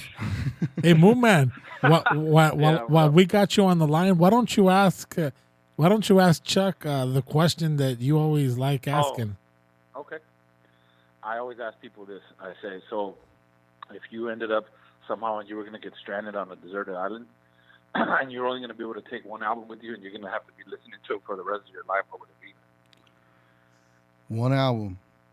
Chuck knows this one. I'll tell you right now, I'm gonna be honest with you. As big as a hip hop head as I am, I'm gonna tell you why I would take this album. Growing up, even though you listen to what you had, you couldn't afford it. But back then, we used to watch the Grand Ole Opry, and it would be Johnny Cash, different people who show up. Hate to say it, man. And it's probably my guilty pleasure. I'm a big Kenny Rogers fan, so I'll take his greatest hits. Okay, Kenny Rogers. Wow. Hey, guess why? Okay. Guess why though? Boom. Because if a lady comes and finds you on the island, you got something to play for her. Oh, See, well, yeah. Chuck is thinking, yeah, he's No, but thinking you know right what? though. I can I say think you're right. this we and evolve, that. Though. We evolve. Yeah, we do. The We thing. evolve because sometimes I say that's R&B, and sometimes I'll take. The other day I was thinking, you know what? If I was on the island, I'd take Rumors by Fleetwood Mac. Yeah. Well, And I think, no, maybe I take Prince, Purple Rain soundtrack. Yeah. I don't know. But see, each thing, like, okay, I'll give you an example. My father was a musician. He was a drummer. So my sister Susie and my sister Jackie, who were the oldest, they were into funk, R&B, old school. You name it, they had the records. Then my oldest brother Louis was into classic rock. He was into Depeche Mode. He was into all that stuff and heavy metal. Then my sister Yvette, who's the middle sister, freestyle, Keith Sweat, you name it. Then my brother Mark at the time was into hip hop. Then it was me who was into hip hop, and then I had a younger sister who was the actual garbage can that soaked it all up from everything we listened to. She could literally go on Shazam and I think beat that thing because she knows the song, she knows who it is. Yeah. So when you come from a household of a lot of people, and like I said, my early influences, it's funny because just the other day, I was listening to a lot of stuff that I had as a kid. Well, like I said, we didn't know. It was just music. Journey would probably be the second album I would take. Journey, dude. You know, Good choice. As a matter of fact, I'm still so staunch on my view on that. Like, you know how they still tour sometimes and they're in Vegas, but I refuse to go see them without the lead singer, though. yes. He just dropped the album last year. I'm good, bro. Steve Perry dropped the album last year. Yeah, I did. But you know what I'm saying? They're like, well, Journey still tours with that guy. I was like, yeah, but and as good as that guy sings, bro, it's not Steve Perry, dude. I know. I'm just, I don't know. It's Well, like that's Queen, how they're doing the thing with and it's like, it's not Freddie Mercury, bro. I'm good. Well, that's the argument with Van Halen. Is it David Lee Roth or Sammy Hagar? You know what I mean? Me, Yeah. David Lee Roth all day. Yeah. I agree. And I mean, but As good as Sammy Hagar wasn't bad. no, It's but just- he wasn't doing Jump and Hot for the Teacher and all my that. boy crazy did tell stuff. me the other day too, because like I said, I listened to a bit of everything. Yeah. My boy told me, but you like Genesis from the '80s? I go, yeah. Yep. Well, they had Peter Gabriel, who ended up being dope. Yep.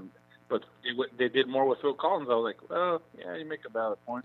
But see, when Phil left, I forgot the name of the album he recorded, but what really propelled Phil Collins was the debut of Miami Vice and that first pilot episode In the Air Tonight when they're at the end of the That was another episode. classic show, bro. Yeah, I mean, my brother was big. I mean, he was wearing the shoes with no socks and dressing. The My shoes brother, with no socks with the- hey, bro, my brother was hip for whatever he was doing, man. He was on it, man.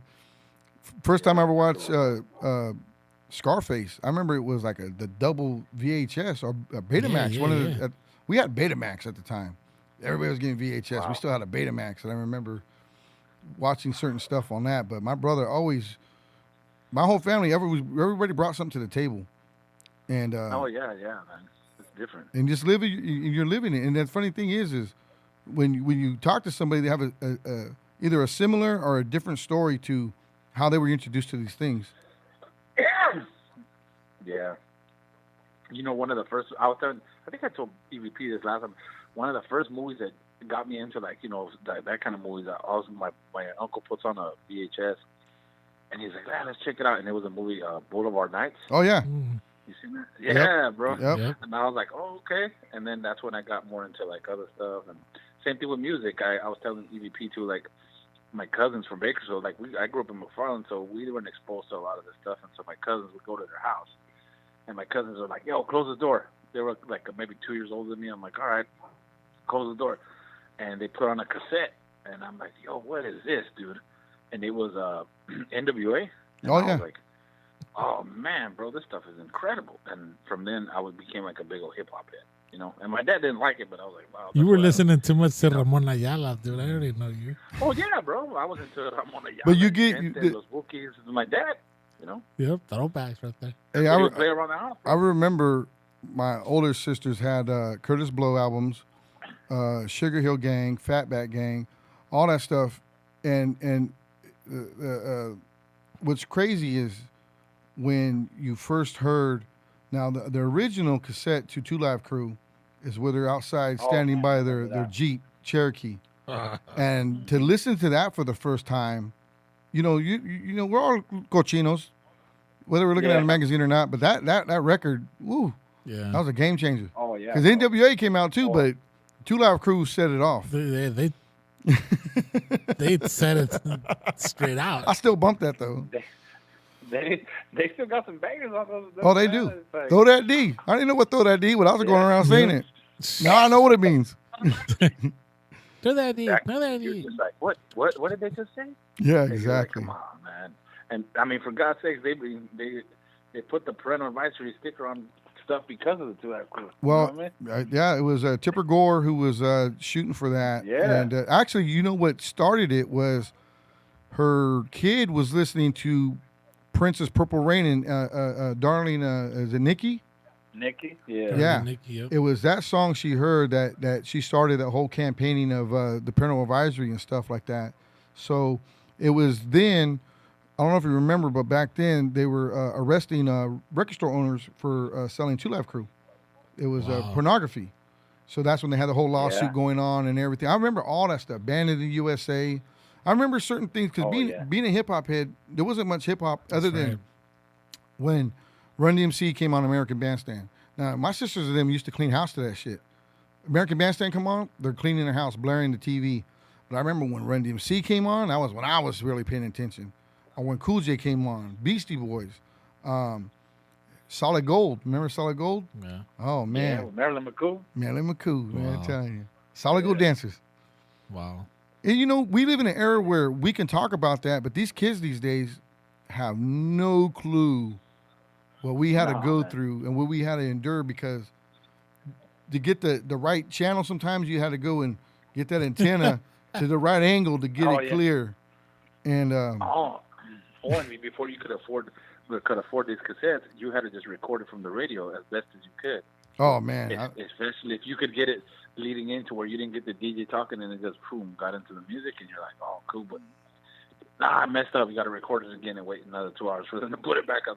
we used to get the Black Shack on California. We used to go to, my grandma lived near there, so we used to walk over there. And then the swap meet when the one over here off of Pacheco, man, we used to get the LA cassettes and stuff, and then, you know, the K-Days and whatnot. And that's the thing is there was always a big feud in my family at the time.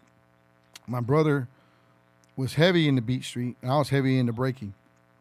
And there's a big difference because, you know, whether you're wearing Pumas or Adidas or whatever, if you look at the breaking outfits, it's more versatile. Actually, if you look at them, they're wearing the Nike, actually, windbreakers.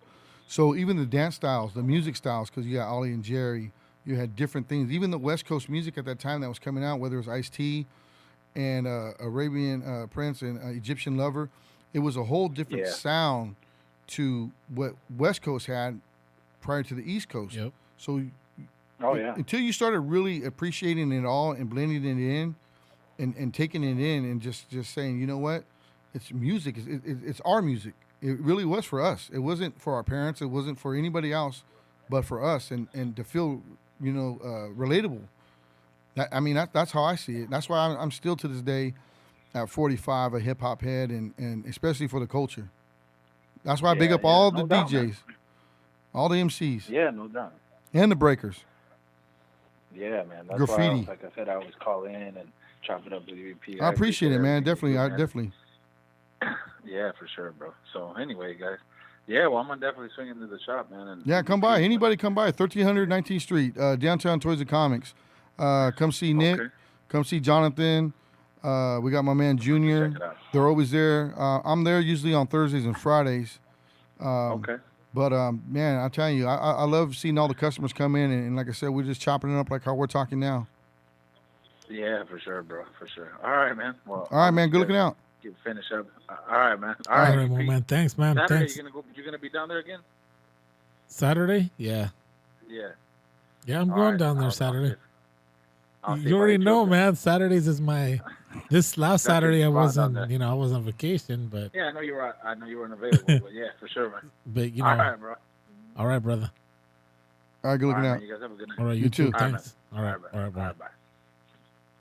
We got anybody else out there that want to call in? Yeah, call in right now, man, Yeah, because we're running out of time. definitely want to hear from somebody. See Come what's on. up. We got another 20 minutes, 20 minutes left. We could talk. Hey, we got another one. Man, let's see. Call from Pitbull. Oh, shit. to accept. Pitbull, man. What up, brother? What up, man? How you doing? Hey, doing good, brother. Thank you. Thanks for calling, man. What you got, brother? Oh, man, it's throwing me some big old flashbacks just hearing you guys and everything, man. You know, because I'm 43, so, you know, I grew up with all that stuff. I hear you. You know?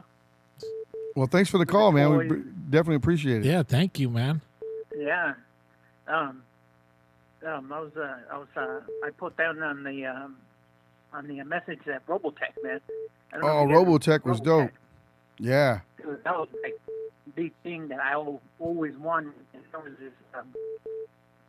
I lived in LA, and it was an Asian store, and there in front of the windows, you know, he would display all the Robotech, all the Voltron, you know, the real big one, you know, and then they had the metal one, Yep.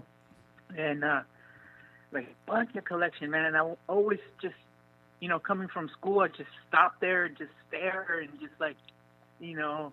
And at that time, they were coming out with those little video games, little like almost the size of a phone, an iPhone. Yeah. Remember those? And it was like, Yep. it was like trying to catch something, or it Little was all like, handhelds. Yeah. yeah, exactly. Tiger, You I think, know. made those. Yeah. Yeah, but even time, those it was something else. But you know, And, from being in LA, you guys were always up on things. And what's crazy is there used to be a store. It's still there, but it was called Hollywood Costumes and Toys.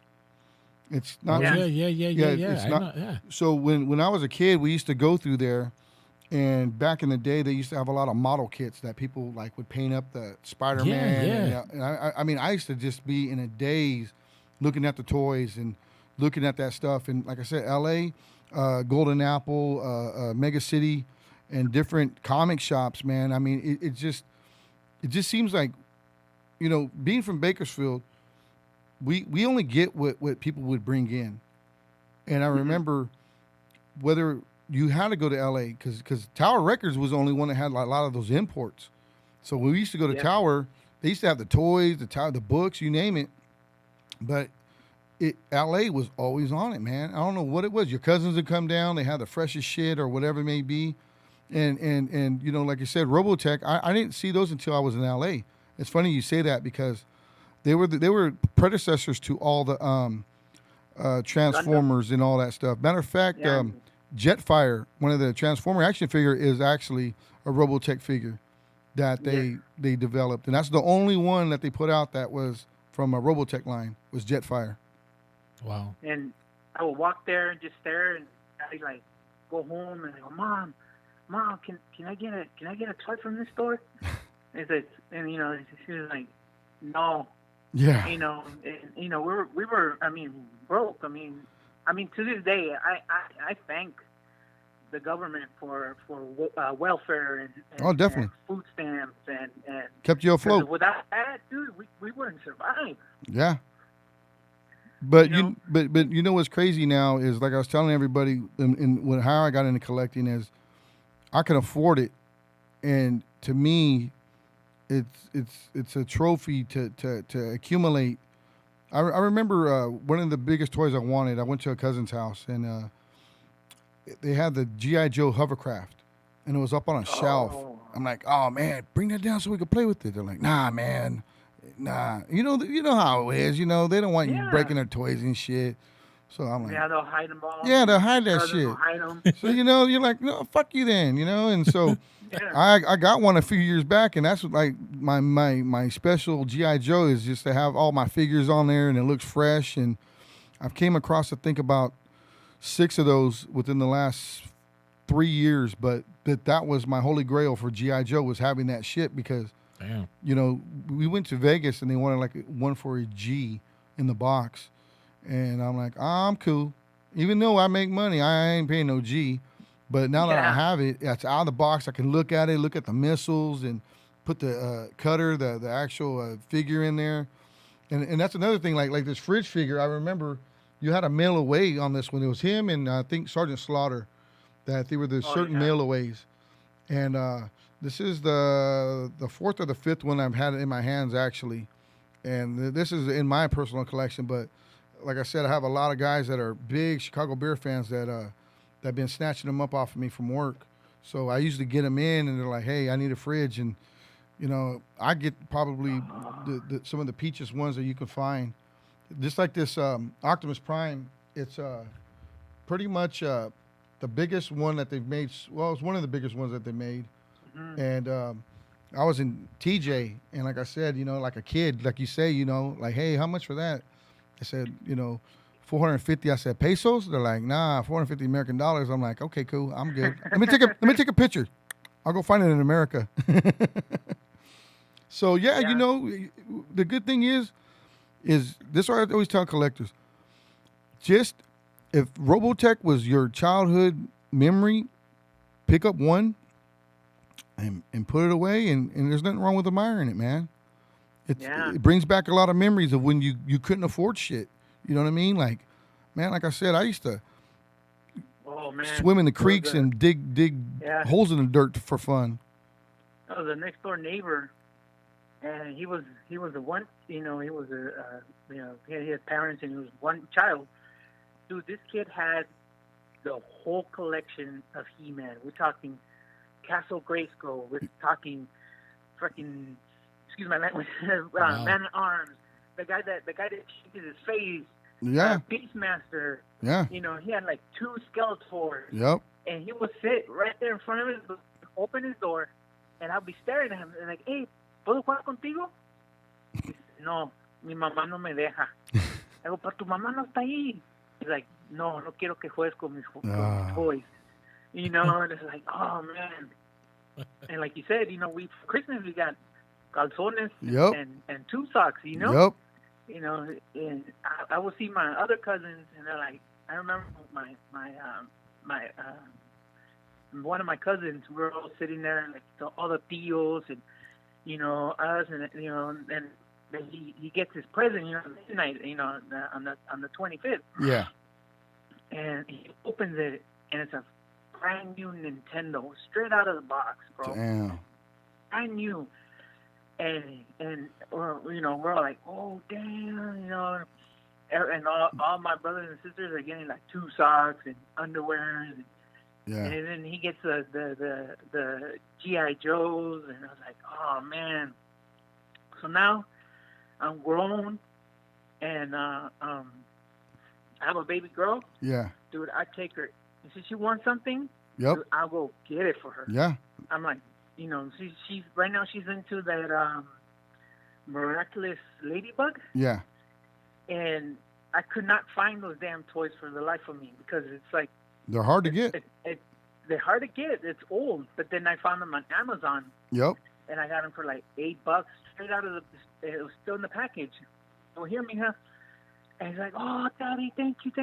Like, she's like, that's like her like tesoro, It's like definitely. She takes it everywhere with her, And but the thing is, you got to realize is the memories you're making with her, and the time you're spending with her is priceless because, my daughter's the same way, and I remember a few years back she wanted she was into Shopkins, and she wanted the Series 1s. Well, hell, just for one little thing of Series 1s was like $20 each, so I bought a whole case, and it cost me some money. But you know what? Her eyes that day of her birthday, and the thing is we grew up when we grew up at the era we grew up, and like you said, we didn't have much, but what we did have, and my mom always reminded me of this: you had a roof over your head, you had food on the table, you had clothes. It might not have been the best of everything, but we had that, and we're fortunate, and even for me, her biggest gift to us was always belief in God and bringing Him first, because for me, I always tell myself, that when I'm down and out, it's like a video game, man. My pockets are getting low, and then boom, it's like a Mario. I hit that power button, and then I'm re-upping real quick, and I always thank God for that. I do say, you know what? Thank you, Lord, for allowing me to have these things in my life. I'm single, never married, and whatnot, and for having my daughter, like you said, when you do what you can for them, it's to them, it's like, you know what I mean? Like you don't want to feel like how you felt when you was a kid, but Exactly. yet you provide for them, and that says it all right there. And I know, and I tell her, I say, give me good grades, and Yeah, good show me- grades. and she's gonna turn 7, Yeah. and excuse me, last year she wanted the LOL Oh yeah, the doll. mansion, Can you find them? and then I found them and found the mansion, and built it and everything. Oh man, she was like, yeah, I got the LOL mansion, and I bought her a couple of those little balls or whatever. Yeah. And oh man, she was all stoked up and everything, and she has those like all standing like in that mansion. Like they're all sitting there or whatnot. I go, aren't you gonna play with them? It's like, oh no, I like to see them, and they see them, like her own little trophy area, It is. Yeah, That's the like, thing oh, is, man. what you're doing though is you got to realize you're giving them something that they desire, but like you said, you're telling her she needs a good grade, she needs to Listen to maintain mom and, exactly to be on best behavior. But the thing is we all, like you said, when I had a cousin that had all the He-Man figures. Yeah, I played with them. Guess what? When it was time to go home, it was done. Playtime was done. Mhm. I didn't have no He-Man at home. I didn't have none of that shit. You know what I'm saying? Yeah. But I would love to go back to my grandma's or go hang out with my cousin and play with his toys. But it always how would I say? You always find a way. Because I remember my neighbors. They were just two brothers, and they had a gang of toys. And I used to trade them. I used to have just half-ass toys, but they wanted it. They were like, hey, I want this. Well, hey, trade me for this or that. So it was always trading or whatever it may be. But I will tell you a crazy story. Those two suckers one time, remember Best? They used to be on Ming Avenue. Best, they used to have the jewelry store and whatnot. So one day we go in there, and these fools are ripping open packages and shit, and we're stealing his toys at Best. That was the first time and only time I stole from that store. And I remember his mom turned us in. They're like, damn, they're the ones that thought of it, not me. I'm just following along. But I was older though, you know what I mean? Like big dummy. You were the leader. Nah, they thought I was the leader. They were the ones. You're the one. You're the orchestrator. I wish I was. You're sending in the. I wish I was. Hey, look out! I'm gonna grab them. But I remember the Nintendo, like you said, for years. My parents provided. I appreciate Christmas, whatever it was, because hell, tamales, menudo, we had everything. Oh, And I remember when the Nintendo first came out, my oldest brother had convinced my mom and my dad to pitch in, and they bought it. But my brother was, working at the time, and my middle brother Mark had went into their bedroom and found it before Christmas. Oh man, I'm telling you right now, I didn't care if you gave me a gift in the next 20 years, man. I remember we had Zelda, the Mario with the Duck Hunt. We had Top Gun. We had all kinds of games, and I was addicted to those things, man. I used to stay up all night, and my sister Susie. Contra. Oh, man. Contra. Up, down, left, right. A. Yep. Contra, Ghost and Goblins. Man. Oh man. Castlevania. Super Mario You're taking me back 3. in. Oh yeah. You're taking me back in time right now with that. Damn. Oh man. And then maybe wow. 6 years later, we got the Nintendo. And like you said, they finally pitched my my stepdad goes, now that she's with someone, he's like, hey, I'm pretty sure he's like, you know what? This is one big present for all the kids. You know? That's how ours And was. Sure enough, dude, we're stoked, man. I remember, going to the video stores and looking at all the Nintendo games and renting them. But you had to bring them back the next day. It wasn't like Blockbuster, Oh, yeah, I don't know. For 3-4 days. So we play all night. We were like playing all night, and 5 o'clock in the morning. Yep. You hear the door open, and you shut the TV real quick. And you, órale, cabrones, están todavía abiertas, despiertos. Y ahí está la chancla y el cinto, cabrón. Córrele, cabrón. Y córrele. Y she wouldn't like take the Nintendo away, but she's like, you guys can't play for a while. My mom. Yeah. I go, no, es que el juego lo tengo que llevar hoy, mamá, y pues ves cómo costó $3 para rentarlo, y I'm like, a mí me vale madre, a dormir, cabrones. Yeah, those are the days, man. Just having man. fun. And now these kids are into this Fortnite and different things, and I don't knock it. I mean, it's just a different era because we weren't able to just patch in and talk to our friends from all over the city to play games. You had to come in, and I remember, you get Mike Tyson Punch-Out was like a tournament. You play until you get knocked out, and then I get to play. Yeah. And then vice versa. And then you get to Mike Tyson, and then you're like, shit, I don't think none of us could beat him for the longest time. But I remember, like, hey, you lost. Come on, my turn. Or your little cousin, like they said, come over, and then you give him the controller that's not plugged in. He's over there. He's thinking, and you're... Because every time they plugged him in, he's over there running the wrong way or shooting you. Yeah. I mean, to this day, like I said, I'm 43, and I'm still playing PlayStation 4 right now, and my wife, she's like, are you ever gonna grow up? So, man, I'll be like 78, and I'll be still playing virtual reality video games. But it keeps us young, though. That's what this whole thing about what we're doing right now. It just keeps us young. Like my motto at the time was, bringing back your childhood one toy at a time, and that's what we always believed in. And like I said, we're just a provider of something that you're looking for.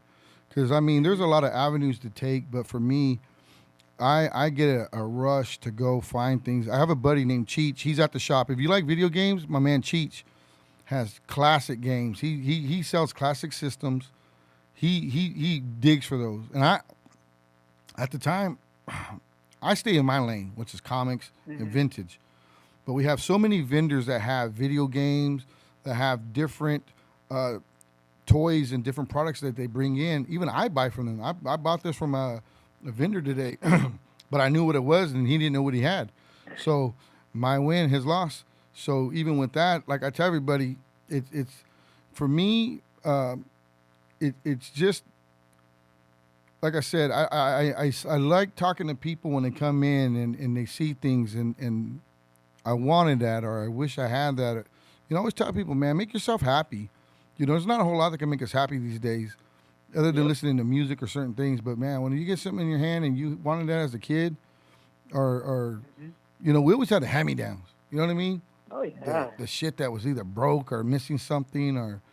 The deal worked for the dump. Yeah. Oh yeah. And he would pick up the trash from the rich people. Yep. Damn, they would throw like clothes, toys. Yep. And he'll bring it home. And like, hey, I tengo unos juguetes, and it was like Star Wars and stuff, Oh like yeah. the X-wings and all that, just dump it out, brand new TV. Well, what was wrong with it? Oh, it wasn't getting this one channel. Oh yeah. I was like, I don't need that channel. I'll watch the rest of them. I'll watch the one you're not supposed to be watching. Channel 99. The one all blurry, but you still try to watch it. With the chichi going up and down, zigzagging. I know, and then you're like moving the antenna, and then they're like, you got it. No te muevas. Exactly. Oh, man, Don't move, Capo. Don't move. Here all day. Quédate ahí. Well, the good thing about what we're doing with the Pop Culture Comic Con coming up in May is we're looking to get more people into, like, if you're a skateboarder or your BMX or different things that you were into. Like I said, pop culture consists of everything from movies, television, to music, to the product of toys and whatever. You got to think what type of movie really impacted you as a kid and really made you think like, man, that was my favorite movie. Like what we could say growing up was your favorite movie? My favorite movie? Yeah. It was RoboCop. Oh, classic, man, classic. The RoboCop, or Batman. With what's his Michael name? Keaton. No, not Michael Keaton. Was it Michael Keaton? The Yeah, first one? Michael Keaton. Yeah. Tim Burton. Yeah. 89. Yeah. Yeah, 89. Yeah. Jack Nicholson was a Joker. Oh, dude, Jack Nicholson did the best Joker. I think out of all the Jokers they have brought out, besides the guy that passed away, Yeah. I think he was the best Joker. You know what's funny about that Batman before the movie came out? My dad had just passed in December of 88, and my brother Louie, he had a little S10 pickup, and I remember those cassette suitcases? You'd open them up and it had all the... So Yeah. he's bumping the doors, Yeah. LA Woman, we're going to LA, and what's funny was he was huge Batman in 1966. So he found a shirt with the logo. And at the time, at the comic shops, I'm buying all the Batman shirts. I thought I was a fresh, I come to Bakersfield, and nobody had them.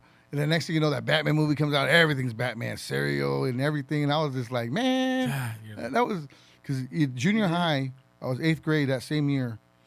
My dad used to work at Lucky's on South H and I think at Weibel Wilson, one of the two. And I went to Greenfield Junior High, and I walked all the way from Greenfield Junior High to the comic book shop, and it was the Batman Killing Joke. I missed the bus. I had to walk all the way back home. I lived out in the frickin', anybody that out there that knows where I used to live in the country, I'm talking miles. I'm talking like, hey, like you're going on a hiking trip. And I read that book cover to cover, the artwork and everything. And like I said, there's certain things that our parents, like you said, whether it was the trash.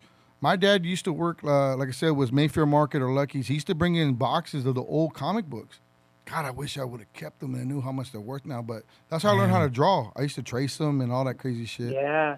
Yeah. Yeah. Ruined about thousands. I had a friend that he hated because he didn't. I try not to use that word not too much anymore, but he disliked when the X-Men came back out like in the mid '90s, and it was a whole like 4 comic books, and he put them all together, and it was one whole like. That was 1991, 92. That was Jim Lee who put that cover out. They revamped it. That was the first selling million sold copies of a comic book was that X-Men. Yeah. And actually, there was one. On it. It was, there was Beast, Wolverine, Cyclops. Magneto was the last one though. Yeah, Magneto was pretty big. Yeah. At the end, and then Storm was on it. Yeah, the all originals. What's her name? Jubilee. Yeah. Was on there. Well, those ones right there, it was either the whole set of 4, or there was just the one that had the fold out cover. Yes. Yeah. Well, so I had all 4 of them. I had I was a collector when I was come on down. You know what? School. Matter of fact, let me give it. Right now, we are the biggest vintage dollar comics in Bakersfield. So if you're looking for vintage comics, old stuff, I got Punishers and X-Men and different ones. I'm gonna drive 2 hours. I live in Orange County. Hey, if you ever come through Bakersfield, visit with EVP, man. Yeah. Come down, check us out. One of these days, I'll probably go to Bakersfield. Well, you know what's funny about our shop? Check out your store and check out DJ EVP's. Our storefront windows. I was supposed to go, but they didn't let me. Remember how you were talking about the toys in the window? Uh-huh. We have our shop like that. Our shop is set up to where we have Ninja Turtles, Star Wars, and G.I. Joes, and they're all the toys laid out with the backgrounds, and it's literally, like I said, it's something you would see in L.A., but I've been doing the whole remodeling of our store with all the stuff around, inside and outside, and me, my boy Nick, and everybody, we've been putting in a lot of work, man. We're trying to really, matter of fact, if you're any graffiti muralist, we're looking for a few of them to do some murals on the side of our building. So just contact me. I'm on Facebook, or go down at 1300 19th Street and submit some of your work. And we're looking to do a few murals, My nephew Ghostbusters, does that all that stuff. stuff. So I want to put My that out nephew there. does that stuff. Who does? My nephew. Yeah, have him. Like I said, I'm on Facebook. Check Arias. Shoot me a message of his work, and we're really wanting to have the murals on the side of our building and stuff done. There's a lot of people out there that are real talented. We want to give them a shot to kind of shine. And actually, if anybody out there can do a dope Kobe one, I want one of those on the side of the building. Dude, That'd be real sick. talk about Kobe, bro. I know. Yeah, man. Yeah, you know what? I'm a big heart purple and gold man. Like Definitely. I remember watching Magic, Kareem, you know, all those guys, you know, and when Vladi came and Yep. and you know, Nick Van Exel, Yeah. you know, and then when Kobe came, first it was Shaq, then Yeah. Kobe. Shaq and Kobe. You know, and it was the dynamic duo, man. You know, Yep. when they finally got those championships, you know, and you start hearing all these rumors and everything, and you know, when Shaq left, you know, I was pissed, dude. I was pissed with the Lakers, and I knew Kobe was part of it and everything like that. But So it it's is, like- you know, the thing is, like I tell people, when I was younger, we all used to collect baseball cards and football cards and everything. And, you know, I'm a big Raider fan. And I remember my player was Howie Long. From his rookie year to his career, he played with them. And free agency came in at that time to where people were picking apart your favorite players, you know, to take to their team. And the thing is I grew up with my dad, Dodgers, Lakers, Angels. He anything California, my dad was a fan of. I mean, and I remember, like I said, with the Raiders, Howie Long was just my dude. That was, that's one person I haven't met and I would love to meet. But I got his autograph. I got a helmet signed. But matter of fact, Frank and Sons, February, the third week of February, the Raiders are going to be out there. Bo Jackson and Marcus Allen. So I'm going to go out there for that. I got to meet Bo Jackson, man. That was my dude. Bo was a stud, man. Man, he was. Bo was a Man, stud. he was a beast. You know, in Tecmo Bowl, remember Tecmo Bowl? Play Bo Jackson? Yeah. Damn. But I used to pick that team just to play, just so I could beat my brother.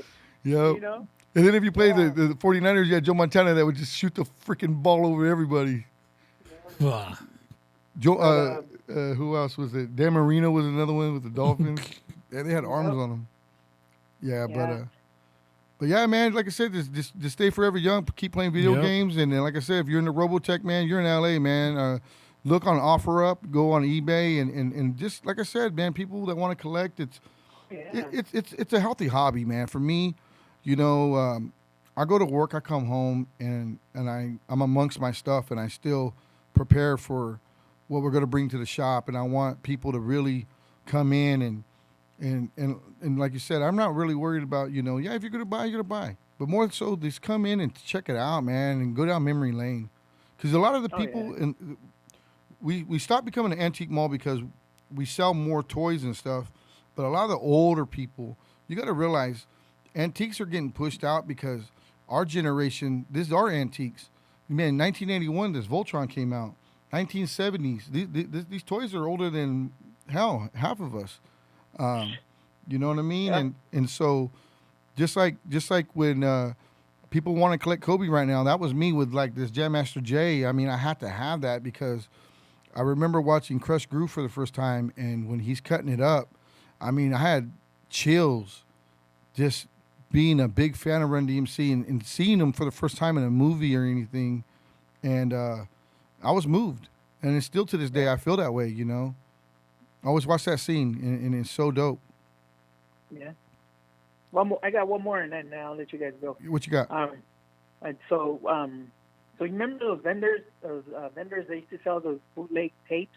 Yeah. On Dos por Cinco or whatever. Yeah. So you know, my mom would buy a bunch of them, whatever, and then the Beastie Boys just came out with their first album. Yep. You know, and it was a you know, I saw it on the guy who's barely selling like any like hip hop stuff. Yeah. So I'm like, hey, ¿cuánto por ese? Oh, pues tú sabes, 2 por 5. Okay. I go, ma, mira, tiene 80 aquí, todo, cómprame este y compra este.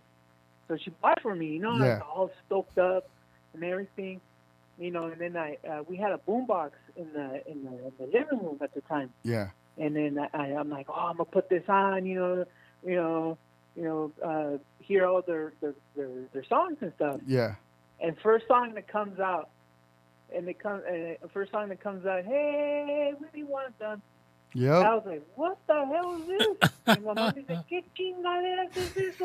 ¿Qué panoche, qué chingados? A la verga. Well, you know So what's the guy funny? dubbed it. Yeah, he dubbed it over.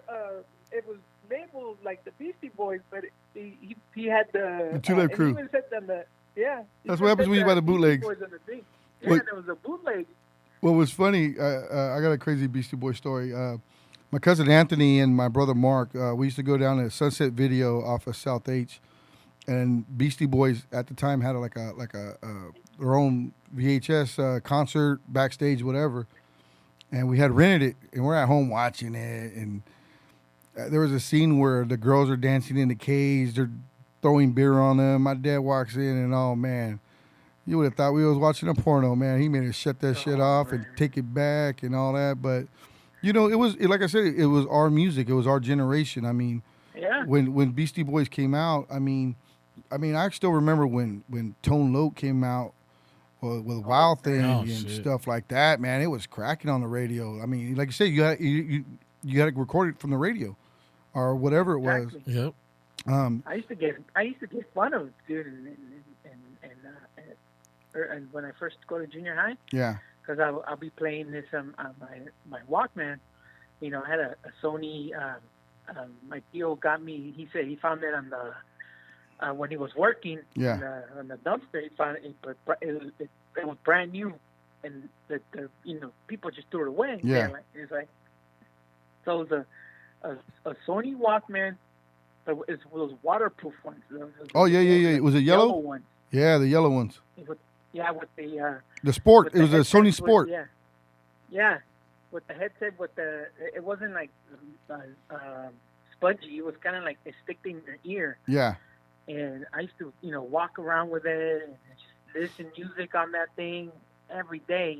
Batteries like hell, man. I was like, I had a stack of batteries, and I'll flip them. Which ones, still Yep. working or whatnot. Or rub them against your jeans. Remember, you used to try to get the batteries and just like you rub it against like if it was gonna do something with the static, like just to give it a little bit of a charge.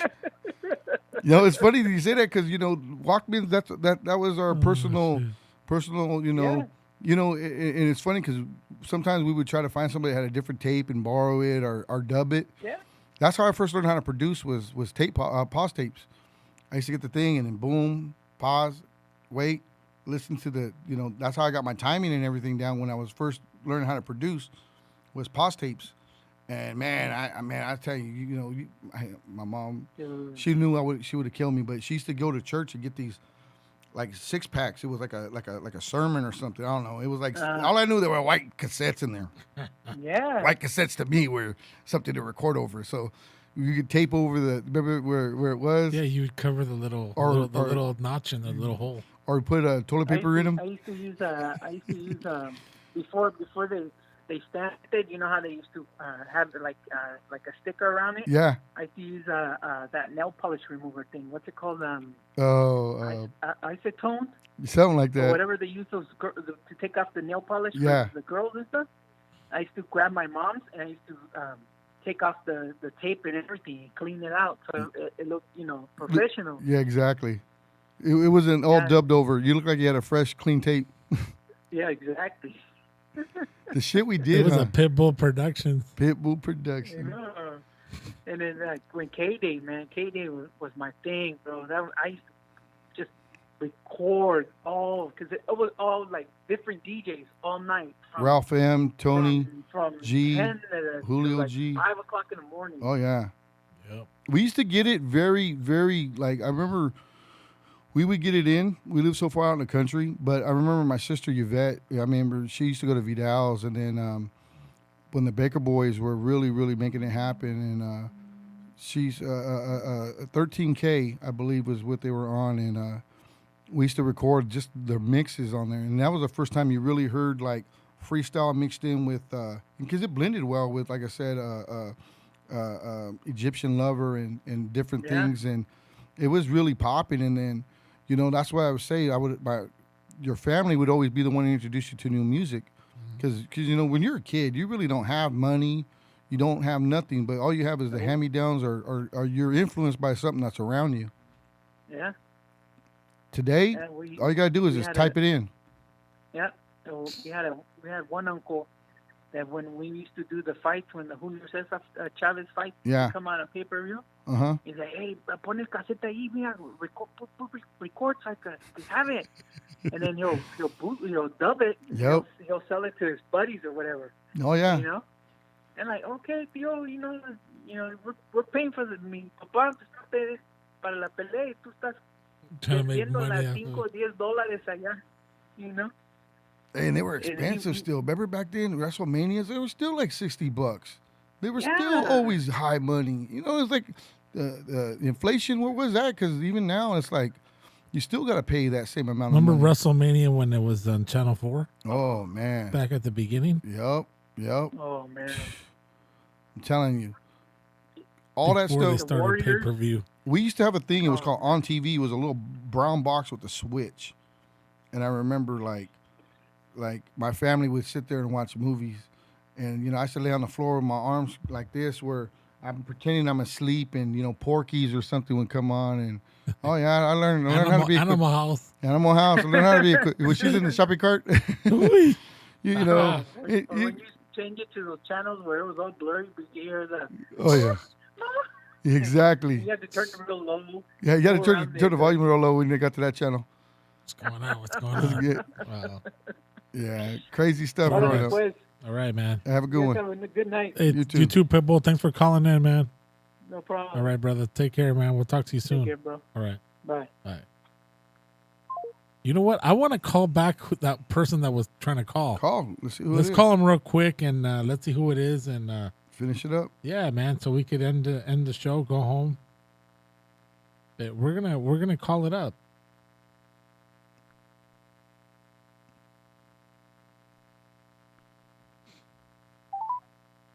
Let's see who it is.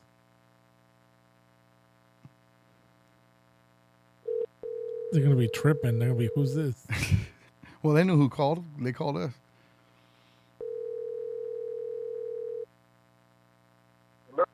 Blue Zone Show. Yo, what up? It's Rick the Rebel in the house. Oh, what's up, Rick? What up, man? That's our wrestling guy right here. Wrestling guy. Yeah, you Rick. know what? Aren't you the wrestling expert? Yeah. Oh, come on, bro. I just sent you guys a video. Can't That's be. gonna be a classic. We'll have to watch it off the thing.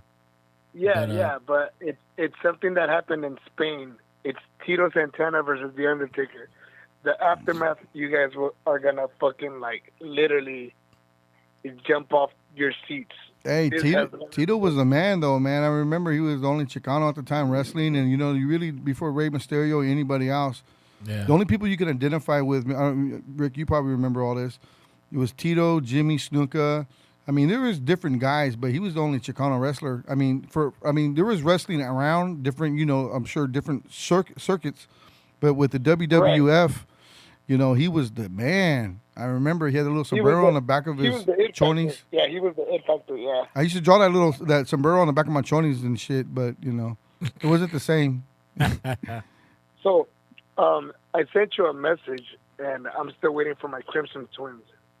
I got some at the shop. I have to check them out. Are they packaged and everything? No, they're not packaged, but they're out there. I think I got a few. Okay, so quick story about the Crimson Twins, because I heard you guys talking about the cartoons back in the days and whatnot, right? Yeah. My favorite of all time was He-Man. Oh, definitely. And Transformers, and as soon as I started watching G.I. Joe. Oh, definitely. Quick story about the Crimson Twins. You gotta hear it. I wanted I wanted to understand so badly what they were saying. You know how they were talking all fast and whatnot? Yeah. I would put two and two together, and in less than 6 months from me coming from El Salvador, being in Kinder 2K2, Yeah. I was already talking like them with my broken English. Yeah, because I wanted to understand so badly what they were saying. I mean, don't get me wrong, You're like a mockingbird. something like that. But going back to that, it was like in the 80s, I would like sing music and people would make fun of me. But when it came around to it and I look back, it's like I'm the one that knew more than them, you know? Definitely.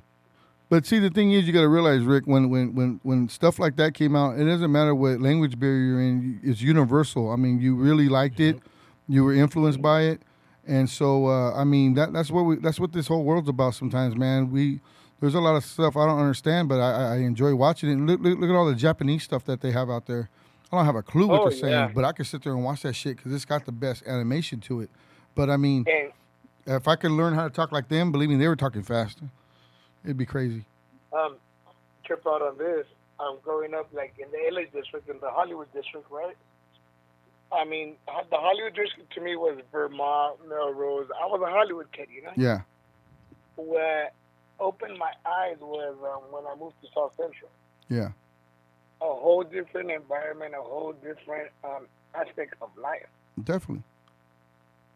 And I want to take the time to appreciate you, Chuck, Alex, Noe, EVP was around, Baby George, because you guys took me in as one of your own, me bringing that whole style from LA, you know, from working with the Bakers Boys at Power 106 and promoting, and bringing that style out here that when it was literally dead out here. But the whole deal of Bakersfield coming up, it's like a lot of people tell me, Ricky, you're a goat. The first time somebody called me a goat, I told them your mom's a goat. I didn't understand what the fuck that meant. Yeah. You know what I mean? Yeah, definitely. And to me, it's like, it's just how people say it's a thing, whether you have it or you don't, you know? Yeah, you definitely brought something to the table, man, and we appreciate it because when the house scene was out here, I didn't really understand it, but I mean, I remember seeing you out there promoting and really, you know, to be honest with you, it took me a while to appreciate that music, excuse me, but it was just a dope underground scene where it was so different that Right. it just brought a lot of energy to music, and like I said, I'm no expert whatsoever in house music, but I liked. The only time I really heard it was when Noe G played that shit, and Alex would play it. Yeah. And he adapted the whole Power 106 thing. Did you see the little message I sent you? The first hip hop tape that I ever bought. No, what was that? BDP, by all means necessary. There you go. That was a dope record. Record. And I always liked KRS-One. the New York hip hop before West Coast hip hop. Yeah. But as soon as I started blending both together, it was like, wait a minute, there's something there. Definitely. It's not just West Coast, it's not just East Coast, it's music. No, that's right. Universal, you know? Well, check it out, though, man. I got a couple of those figures for you. We're going to wrap the show up because we both got a couple places to go, Rick. So, but check it out, man. I'll give you a call this week, and I'll hook you up with a couple of those figures. Yeah. But I got to hear you talk like them, though. I want to hear you talk like them, though. I want to hear right now, too. Come on. You got to do it right now. Zomax the team. Went to Crimson Twin. Here we go. Okay. Oh, what seems to be the problem, Commander Cobra?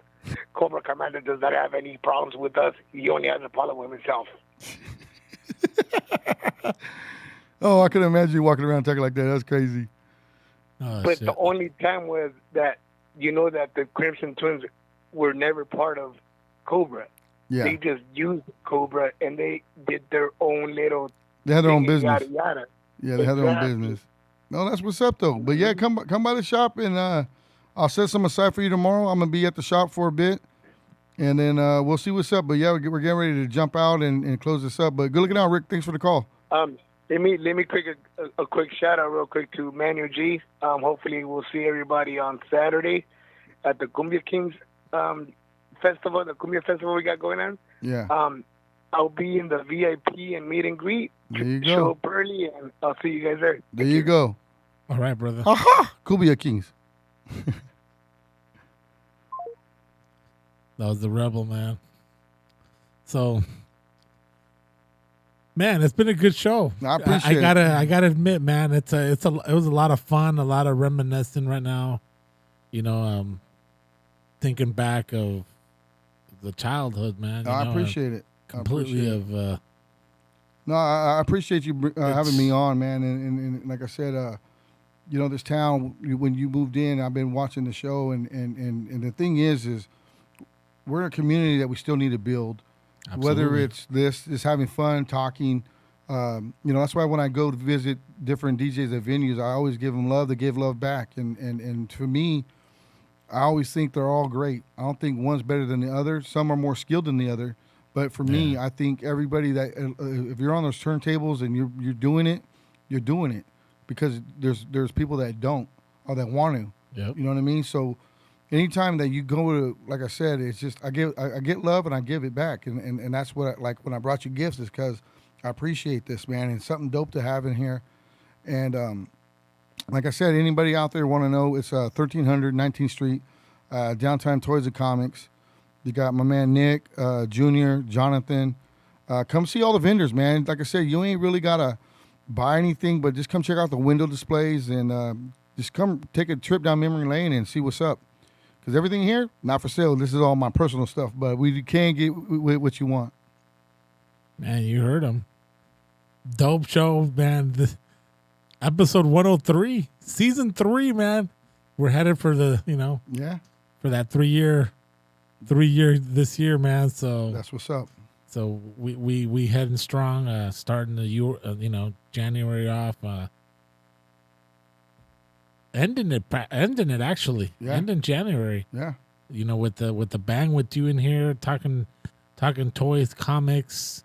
I know music. usually got DJs and stuff, but I mean we did. But it's good. all good. That's what the show's all about, man. Yeah. It's about the community. Definitely. Definitely, and I want to bring people that are good in the community. Yeah. And doing positive things out there. Yeah. On the show, don't have to be DJing. It could be, like I said, it could be a restaurant. It could be definitely a business. And that's anything, what we have to build off each that's other. What it is. And that's what I tell everybody, man.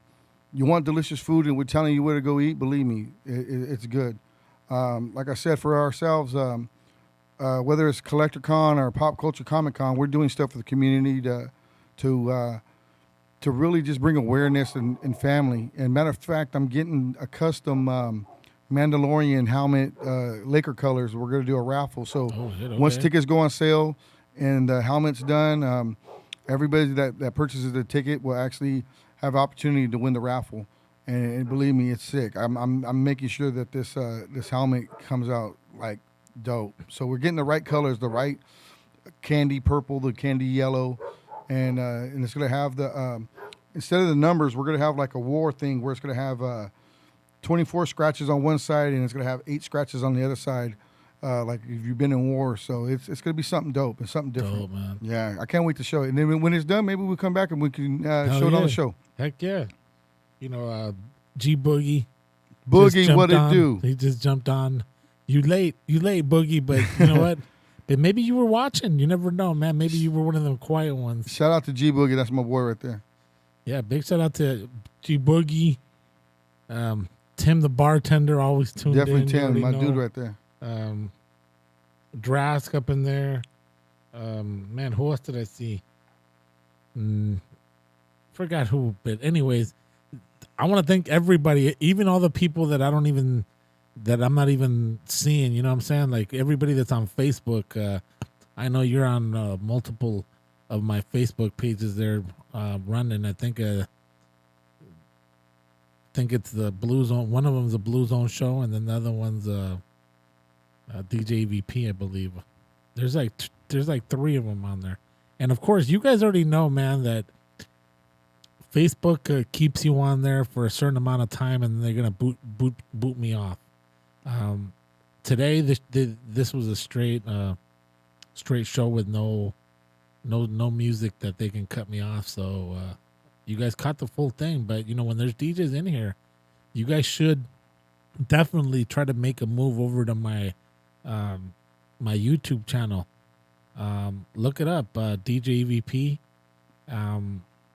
and that does stream the show unedited, completely straight through, no pausing, no nothing. So you can catch the show. That's another spot, man, other than the Twitch site, and I posted it up there, so you guys can always go on there through the Twitch app or the direct link if you don't want to participate. But hopefully you guys enjoyed it, man, because I certainly did. A lot of memories, a lot of interesting, great conversation we had in here with Chuck, the Butcher, Arias, man. So I definitely want to thank him and thank everybody, for coming through. Definitely.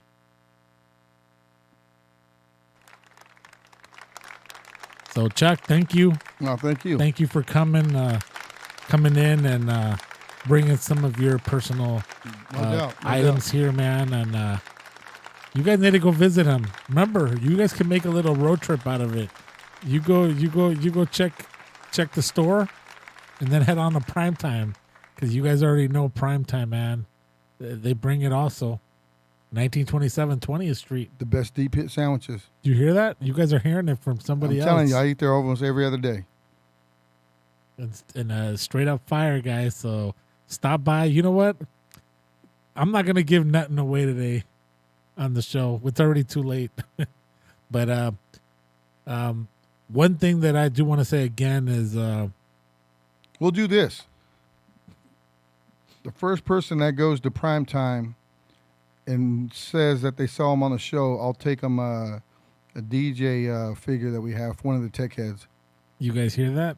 So whoever shows up says, hey, I was watching the Blue Zone, Primetime, get something to order, and we'll definitely have something there waiting for you.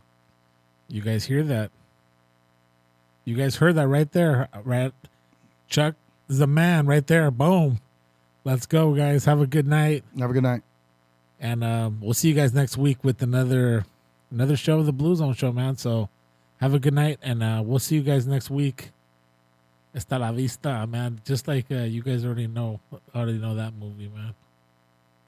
Ladies and gentlemen, it's 7 o'clock Thursday night. Coming to you live from Bakersfield, California, inside the basement of the Blue Zone Studios, where we showcase up-and-coming DJs, get the inside of where they began and how it all started, taking you in-depth with all the DJs you know and love. We call this the Blue Zone Show, each and every Thursday night at 7 p.m. right here on Twitch. And here's your host, the one and only DJ EVP.